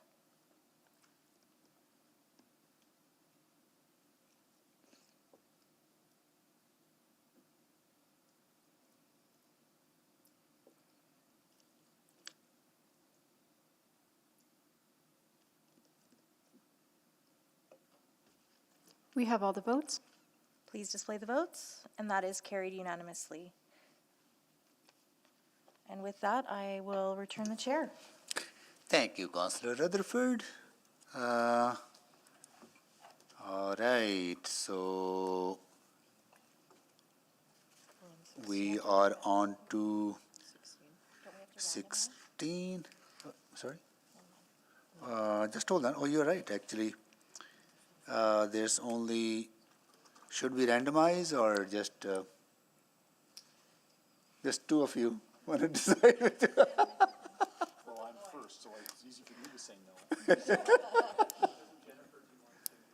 I will just add that I believe the process is that we deal with decreases first. So those are both Councillor Rice's. Yes, okay. Here you go. Problem solved.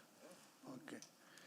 Can you tell us where we are on the with the approval of all the amendments that are passed? So with the approval of the amendments so far for tax levy, you will be at 6.6% in 2024, 5.3% in 2025, and 4.7% in 2026. Okay, thank you. 4.7,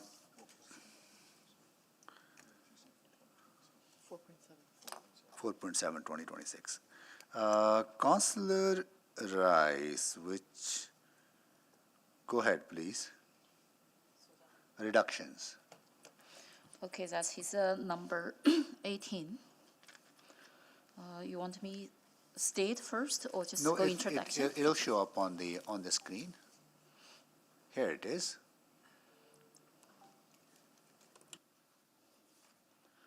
Please go ahead and make the introduction.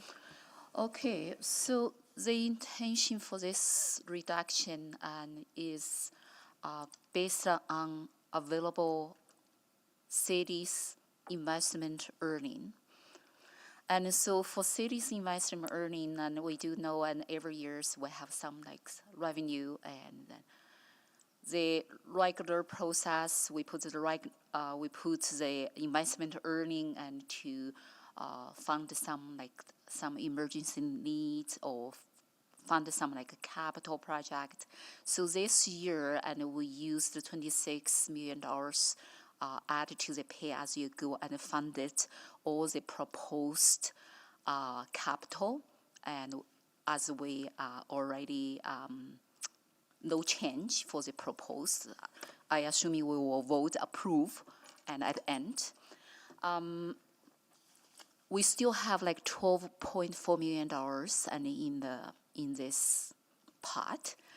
We used $1 million and to support Mayor's his motion and for the bus, to buy the bus. So we have $11.4 million. And the BAVE gives a factor right now, and our Edmontonians concerning about affordability and for the tax increase. So this intention for this motion is to use this investment earnings for $10 million back to the tax levy to offset some tax increases. So this is the motion for. Thank you. Thank you, Councillor Rice. No questions to the mover or to administration on the amendment. Councillor Knack. Yeah, thanks, Mayor. So, and I think that might have been answered just in the last piece of his introduction, but the way I didn't realize the way it's worded now would just result in a tax levy reduction. Appreciating that this is one time and ongoing, but I just want to get a sense that with how it's worded, that's how you were understanding it as well. So if it passes as stated, Yeah. Your pay-as-you-go pool reduces by $10 million. Yeah. We reduce the tax levy this year, And then but we we make it up. increase the tax levy next year. So again, just making sure I'm doing my math, 10 million is just a little above 0.5%, 19.3 is 1% right now. So if this is approved, 2024 goes down from 6.6 to about 6.08 or 09, something along that mark. Is that right? It would go to 6.1. 6.1. For 2024, and then it would And then go, and then 2025, which as of your numbers before was currently 5.3.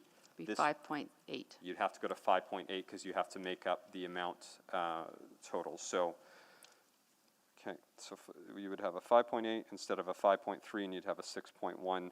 And just to double check, because usually it's it's usually not exactly a one-to-one, so it's like you usually pay a little more in year two. So if you're doing that one time, so I know you said 0.5, are you rounding? Like, I just want to be sure. Yeah, we're going to one decimal place, and we recalculate the value of 1% after every amendment is made. I get it, yeah, okay. All right, okay, I think those are my questions, thank you. Thank you, Councillor. Now, Councillor Rutherford.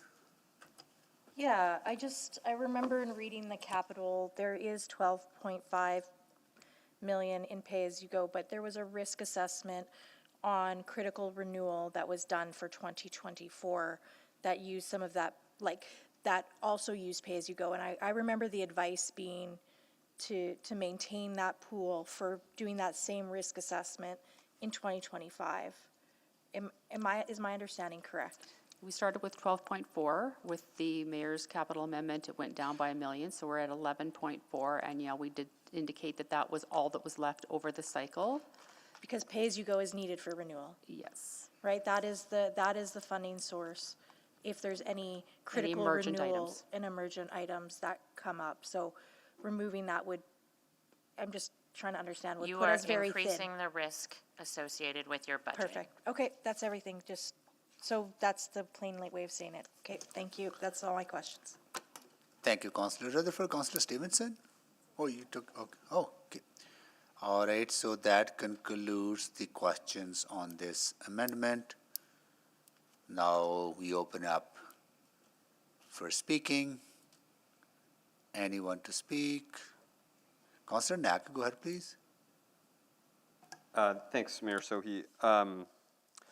You know, I appreciate, over the years, we've occasionally looked at these motions to use one-time funding for ongoing savings, and I know the rationale for that, folks' hearts are in the right place. We want to try to find every dollar we can. Every time we've had these motions to use one time to pay for ongoing, council has said no over the years, in part because, as we just heard, the challenge is this gives you short-term relief and creates an expensive problem the next year. And so I've always voted no to these types of motions in past terms, and I'm going to continue with that this term. The one motion I had been thinking about, and I know there had been a lot of conversation, is do we try to pre-allocate OP $12? And I know that motion isn't on the table, but that would have been the motion I would have been a little more inclined to think about and discuss. But I just think it's really messy and it creates a really dangerous financial challenge for us. Even though I appreciate the mover's intent of why we're trying to do that, keep every dollar down, but I don't like the idea of creating greater risk in the out years, especially when we know for this particular funding source that if this is removed by 10 million, we have almost nothing left in the pay-as-you-go for an organization that is, $1 billion, multi-billions of dollars in our budget, and I worry about leaving us with essentially $1 million in pay-as-you-go because every year there are emerging needs in this area. I can't think of a year where we haven't had an emerging need in this category, and 12 or 11 million probably isn't even enough to deal with whatever that emerging piece is. But if that were to materialize, then we would not only be creating a more expensive problem next year, we would have to figure it out this year, which in turn would result in a supplementary assessment potentially in the spring. So I appreciate, thanks to the mover for trying to look for ways. I just don't think this is the right one to do it, so I won't support it. Thank you. Thank you, Councillor Knack. Councillor Paquette? Yeah, thank you, Mr. Mayor. And I also appreciate where this is coming from, the desire to reduce the tax rate for right now. And that makes a lot of sense.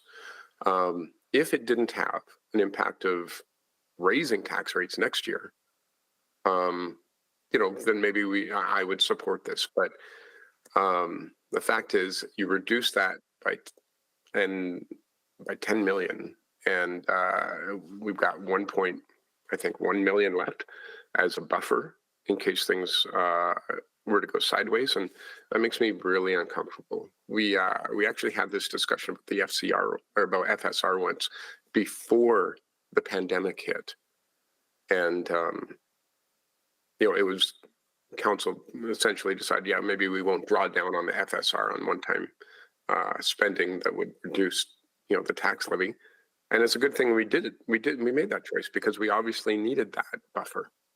So because we can't see what's coming, we should always be prepared for the worst. And this motion is an optimistic motion. It says prepare for the best. And I would love to live in that world, but I can't, having been through the alternate scenario. So again, I appreciate where this is coming from, but just with a lens of prudence and the fact that we have to think multi-year instead of just looking at each year as its own discrete element, I will not support this. Thank you, Mr. Mayor. Thank you, Councillor Paquette. Anyone else to speak? Seeing none, Councillor Rice to close. Thank you very much. I really want to take this opportunity to say yes, I understand the ongoing process and how we budget our city pay-as-you-go for that approach.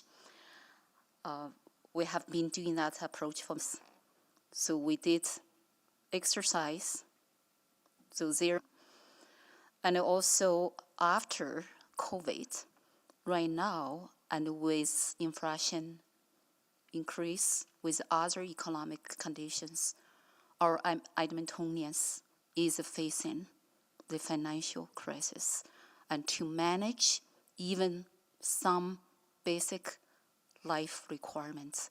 This morning, when I was driving to City Hall, I heard in the audio the few stories.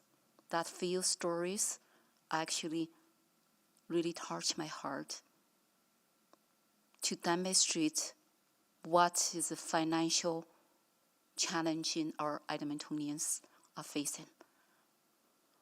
So I understand we have ongoing process, but in this special time and with the special economic conditions, some consideration to how we manage our saving, how to manage our reserve, and how to manage our investment earnings to move the funding around with not break any policy. Because this one is not breaking any policy to say, let's support our Edmontonians at this moment.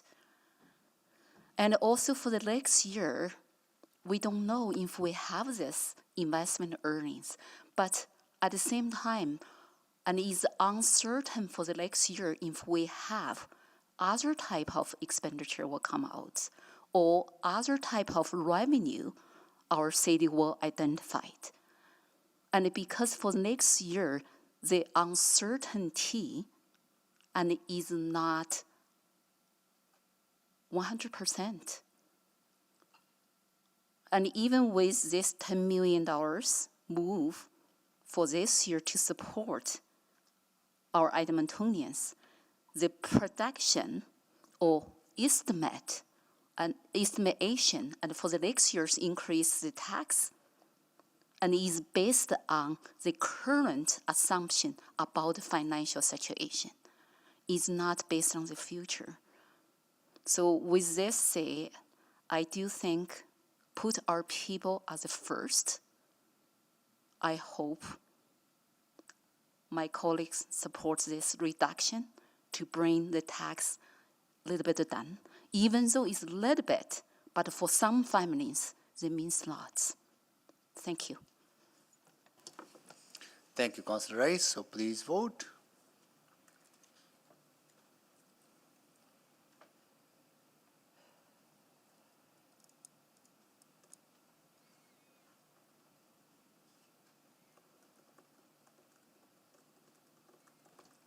We have all the votes. Display the votes, please. That's defeated. Next one is also Councillor Rice, number 19. Please go ahead.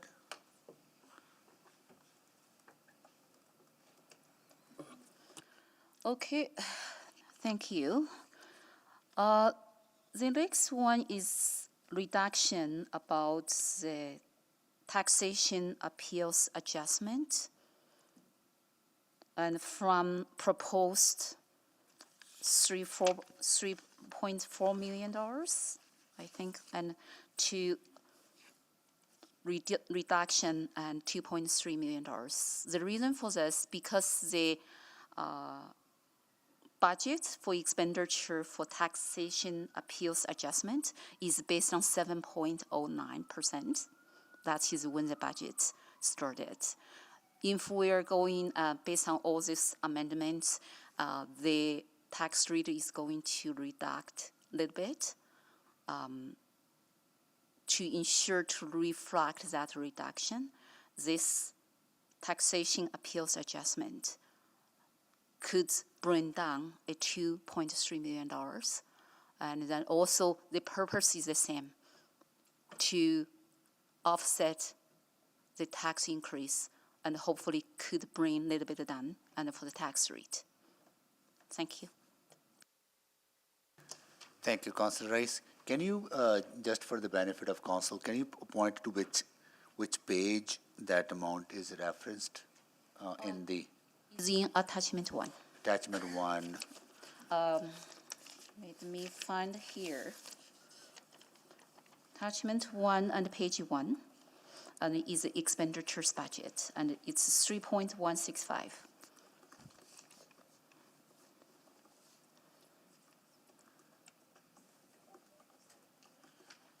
So attachment 1, page 1?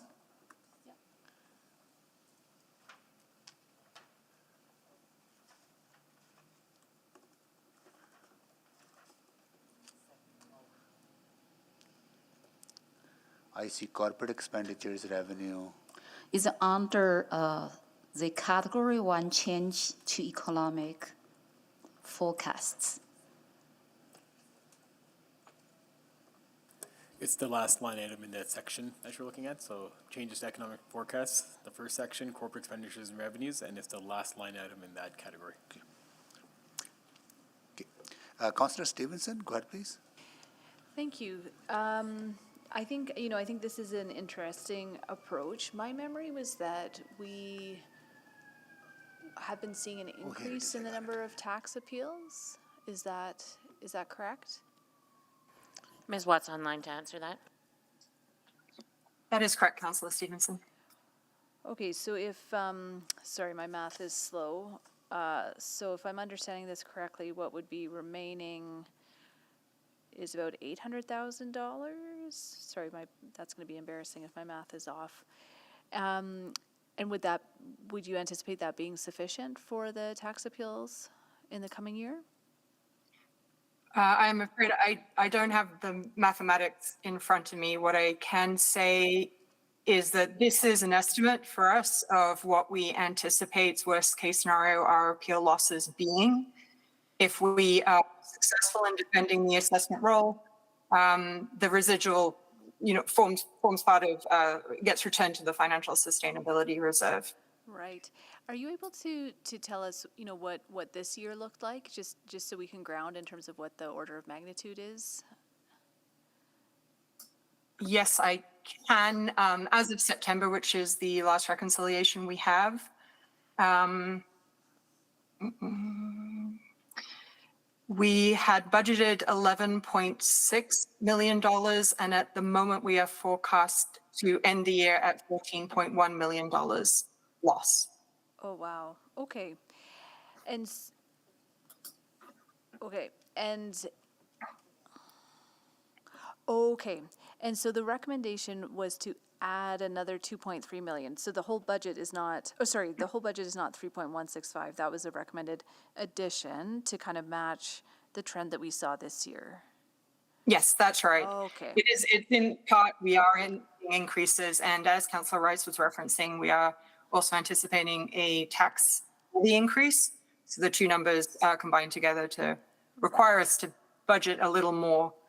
We try very hard to come in under our estimates, but it doesn't always happen, particularly in volatile years such as we've experienced over COVID. Of course. And so the difference between what was budgeted for this year and what the actuals was, that rolls into our overall operating deficit. Is that correct? That's correct. Okay. Okay, well, I appreciate the creativity on this, but I think that provides clarity for me. Thank you. Thank you. Councillor Knack. Thanks, Mayor. So just maybe one last question. I'm curious about, appreciate you told the 2023 years. Do we have a sense, I don't need you to go too far back, but 2022, 2021 even, of what those numbers were? I'm trying to get a sense if there's been a pattern, or if and that's why you're asking for this additional amount, or are we asking for this additional amount because this was a bit of a outlier year in works? So, I'm very sorry, Councillor Knack, my internet phased you out for a little there. I think I understand your question. You were looking at sort of, is this a historical trend? yes, Yeah. And no, I wouldn't say that it is. but this year we were surprised at being a little bit over what we budget. That's not our norm. We normally come under. And in unpacking, we are seeing a tendency, particularly in the non-residential tax appeals, which are high dollar value, and so a lot of risk in each appeal in our defense of the assessment. So we, out of abundance of caution, I would say we requested this increase. Okay, and so I just want to dig in a little bit. So you're saying not necessarily a historical issue, we haven't normally been trending like this. This motion says you would still get an $800,000 additional amount.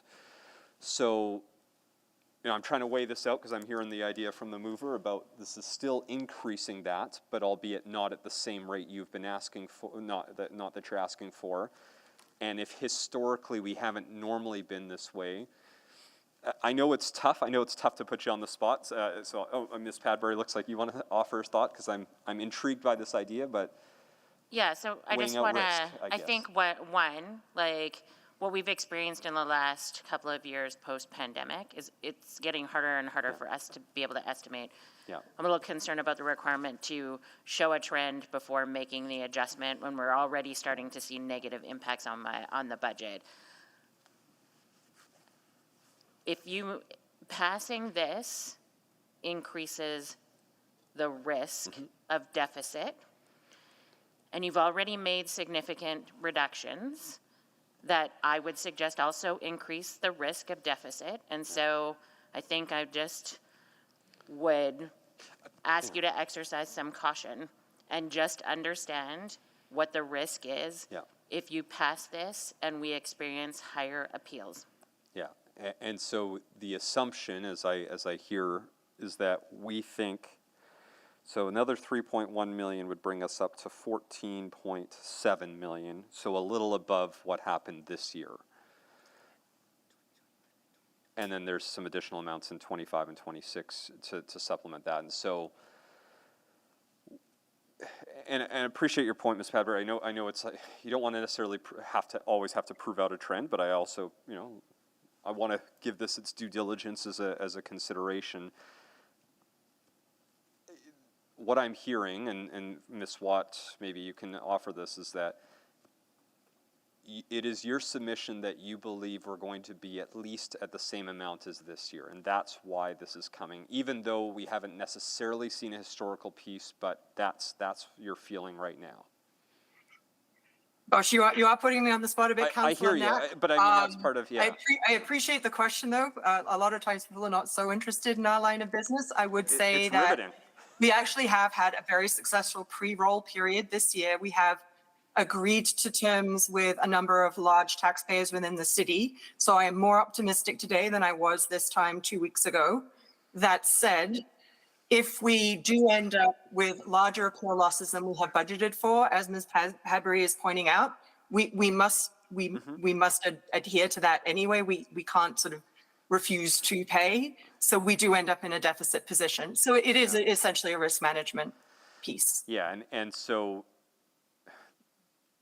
yeah, I get what you're saying. Ultimately, it's up to us on how much risk. This motion doesn't reduce the total amount, it just increases it at a smaller amount than what you were originally asking for. Okay, I think I've asked all my questions. Thank you. Thank you, Councillor Knapp. Councillor Rutherford, can you take the chair, please? Yeah, I have the So, chair. if you, oh, you have questions? Oh, sorry, I'll take the chair back. Councillor Rice, you have questions, right? Yeah. Okay, go ahead, please, Councillor Rice. Can you tell me in the current trends, and then what is the percentage for the non-residential appeal dollars, and what is the percentage of residential?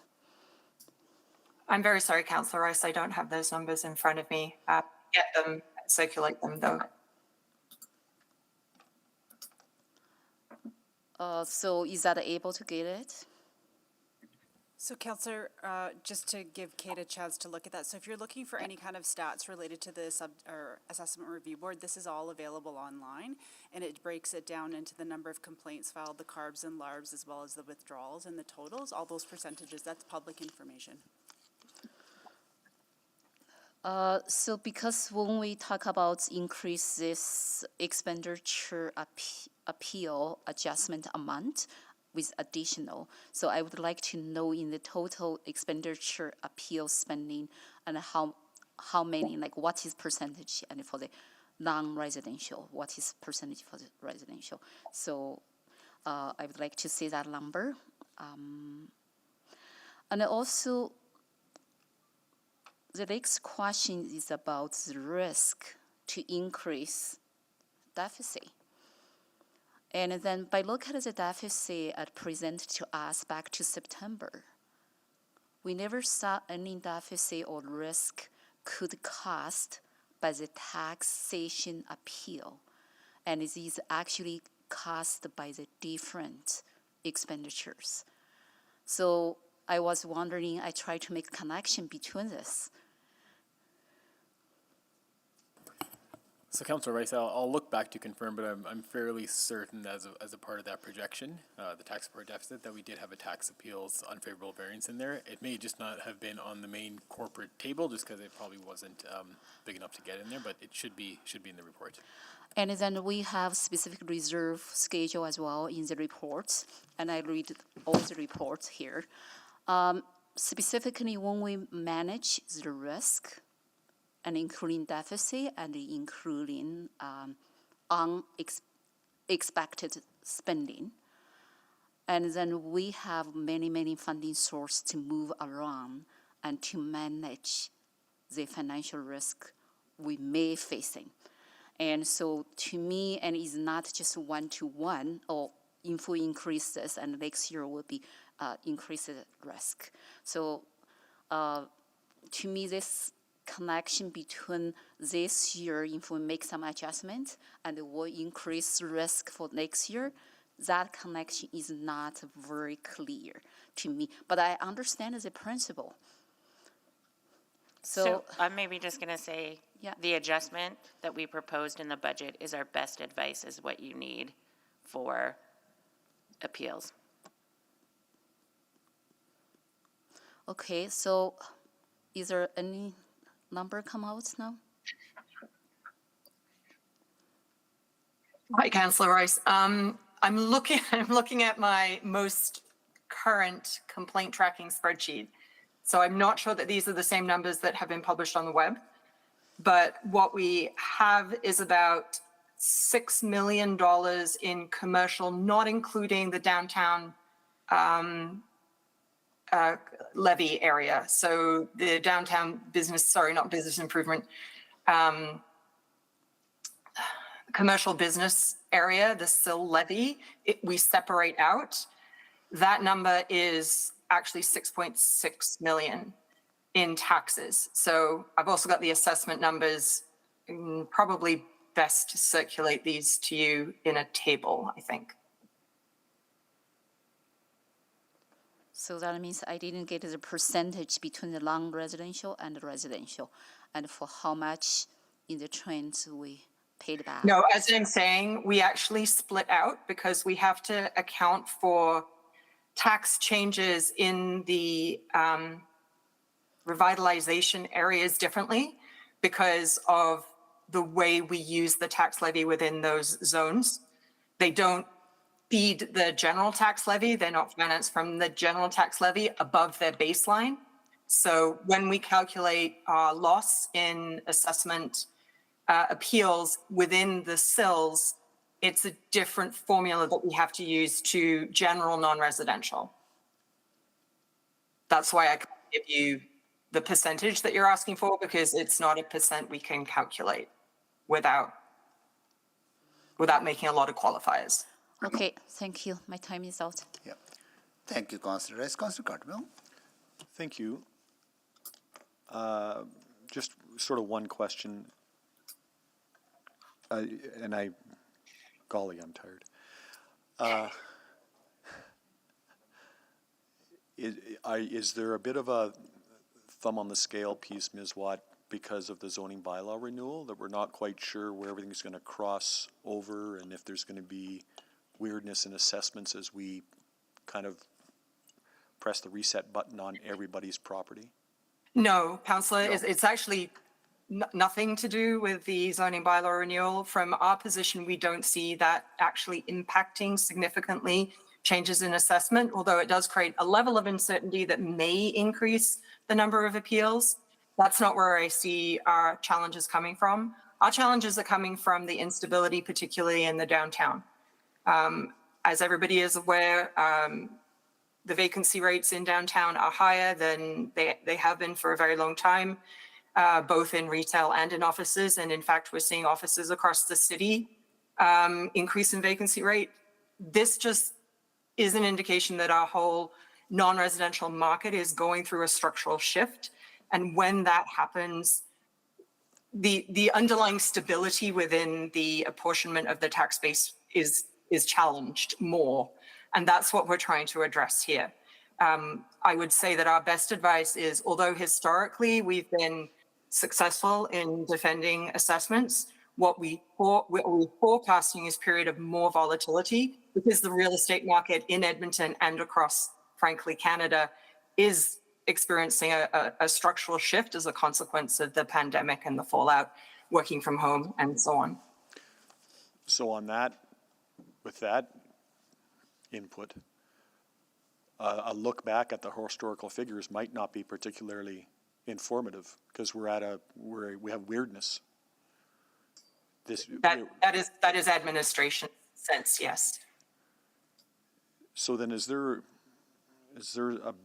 some sort of a potential reserve piece to this that says we're cautious because we have this fundamental shift and the world has changed and we want to see what happens with our downtown tax pool specifically. But if we don't see that in the next year, does that dollar return? Or is that kind of It's going to return to your FSR. Right. So it's fly, stuff, and pepper at that point. Okay. Okay, thank you. Councillor Rutherford, can you take the chair? Yep, I have the chair. So this would be an ongoing adjustment, right? To the budget. That's correct. Okay. And if there's less appeals, less payout, whatever the difference is in 2024 will go to FSR, but the 3.16 million will carry on to next year, right? As because it's permanent. So That's correct. yeah, would we have a better understanding maybe by March? Maybe this is a question to Kate. When would we have better understanding about the volatility and and how much of this would be required or would not be required? Apologies again for all of the pinging. I really need to get my do not disturb on correctly. You are very astute, Mr. Mayor. I would say that by the spring SOBA, we will have a much better idea of how many appeals we are facing. Essentially, our assessments will have gone out, the complaint period would have been completed, and appeals will have been filed by the time the spring SOBA comes around. So we'll be in a better position at that point to say with more certainty what the volume of appeals is. Oh, I see. That will give us more better information if we need to make the adjustment to the ongoing increase by whatever amount. That one might be the more appropriate time. Sorry, I'm double checking. Ms. Padbury, would you mind taking this? If we make adjustment, I'm not saying we would, but I think we would have better numbers by then, right? Yeah, you'll have better numbers in the spring. I would say you're probably better off to wait until then and actually show that there is a change in what our expectation is, rather than release it, create issues in the budget, and then have to figure out the way to solve it. Good. Thank you so much. Really appreciate that. And I will take the chair back. I'll make move. No need to move second rounds. No, Councillor Knack, go ahead. Please. And actually, based on that, I'm wondering, because we have done this from time to time, if I can make a motion to postpone this to the spring, so that keeps it in the budget, and if in the spring something changes, we could do that. So, second. So just a friendly reminder, you can't postpone amendments. You have tried. I thought successfully we've tried it Not sometime. Maybe when you weren't around, we did it And then we successfully, I so. think perhaps I wasn't there Darn once, and it. then we undid it. No, sorry, can't do that, Councillor I'm Paquette. out of order. Out of order. Then, okay, all right.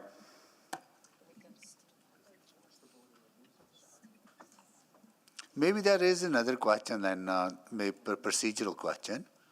Are you done, Councillor Neck? Yes, I'm good. Like if this is defeated during during spring adjustment, we can still look at adjustment based on new information, right? Yeah, if there might be new information in the spring, yeah. Okay, got it, okay. All right, And Councillor and the amount might be different as well, Yes, right? absolutely. Okay, Councillor Paquette, questions? No, just, I was just going to mention that the mover may want to withdraw the motion and save for the spring so that it doesn't fail on a vote and then bring it back when we have new information. Or we can vote on this and it can pass or fail. Okay. But that precludes us from having that new information in the spring if it passes, for example. So just some things to What think is your about. desire, Councillor Rice? You want to vote on it? Okay, she wants to vote on it. Okay, then all right, I'll so just be to speak then. just hold on then. Anyone else has any other questions? I see none, then we to speak. Councillor Paquette, go ahead, please. Yeah, thank you, Mr. Mayor. I want to support this, but I'm not going to. The reason I want to support it is because if we can find savings anywhere, we should. However, there's some interesting factors to this one, and that is that if we were not to spend all of that money, the remainder would go into FSR, which we need to put money into anyway.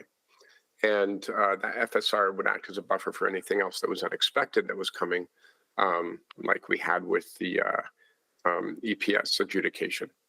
And so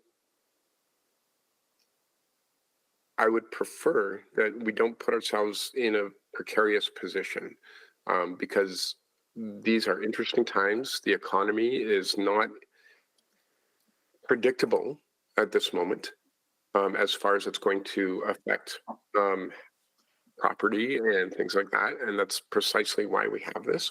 In the spring, we will have a much clearer outlook on what to expect. And so I think this is, while not a bad motion, it's a premature motion. And so I would not want to vote for this motion and then find ourselves in the spring getting an update that, oh, you know what, we actually need some more money in this. So now it's time to adjust back. It's a clumsy way to determine how we how we fund proper operations of the city. So not a bad idea. I'd prefer it was in the spring, but if I have to vote for it now, I'm going to vote no. Thank you, Mr. Mayor. Thank you, Councillor Paquette. Councillor Rice to close.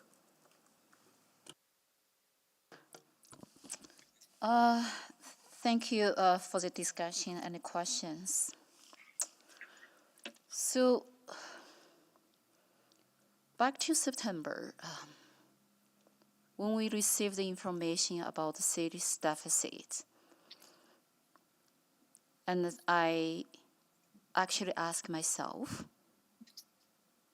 and also I asked my constituents about how we manage the deficit.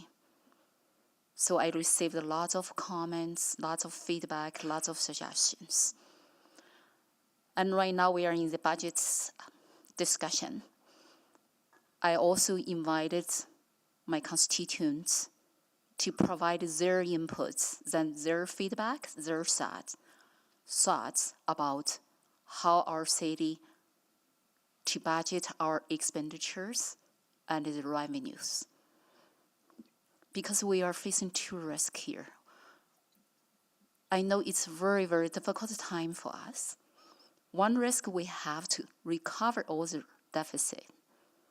Another risk is and how we provide the services Edmontonians expected to match the value their tax they paid. For both engagement, I received lots of suggestion, feedback. So I'm here to represent constituents. I'm not voting for myself. And then I carefully reviewed all the documents city administration provided. I would like to say, and thank you so much, and for all your work, put everything and into the reports and attachment. So I read carefully every page and try to figure out where we can find the money. I believe that is Mayor Sohi is doing and my council colleagues is doing as well. Where we can balance the budget. That is a key point. Are we going to do the deficit budget or are we going to do the balanced budget? Because this is two different concepts. But right now, by looking at attachment 1, which is this operational budget we have to approve, and say it very clearly in this attachment 1, we are budgeting expenditures over $41 million on the revenue available and for $58 million. Then where we get money for that? And also I ask a question to my constituents. Are you expecting the service stay the same level or are you expecting the service to be cut? And how we manage the variances there. And myself, when I put my amendments on the floor, my amendments, the major purpose is to find every single line where we could save our spending to make up that $41 million. I did all the work, including the weekend. I provided. And then some of the amendments reflect in Mayor Sohi's amendments, so I don't need to state. These two are not. I really want to say yes. To us, with the budget over like $3.4 billion for operating, and then 10 million, 5 million, 1 million, 2 million is a small number. But those small number and to the people a big number. If I look at all the emails I received in my inbox, hundreds email I received in my inbox, and the 99% of those emails says, we would like to see the city, how we manage our spending, not increase the taxes since COVID, after COVID. And from 2021, 22 to 23 increase, and then right now to the 24 and 25, 26.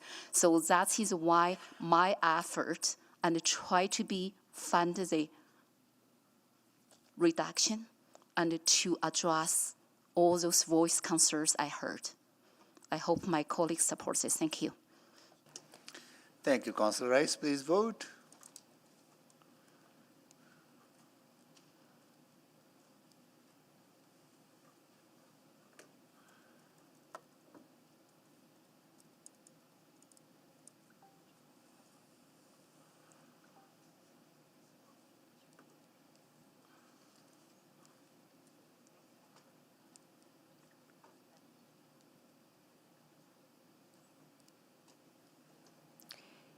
We're just waiting on one vote. Councillor Salvador, is she still in the meeting?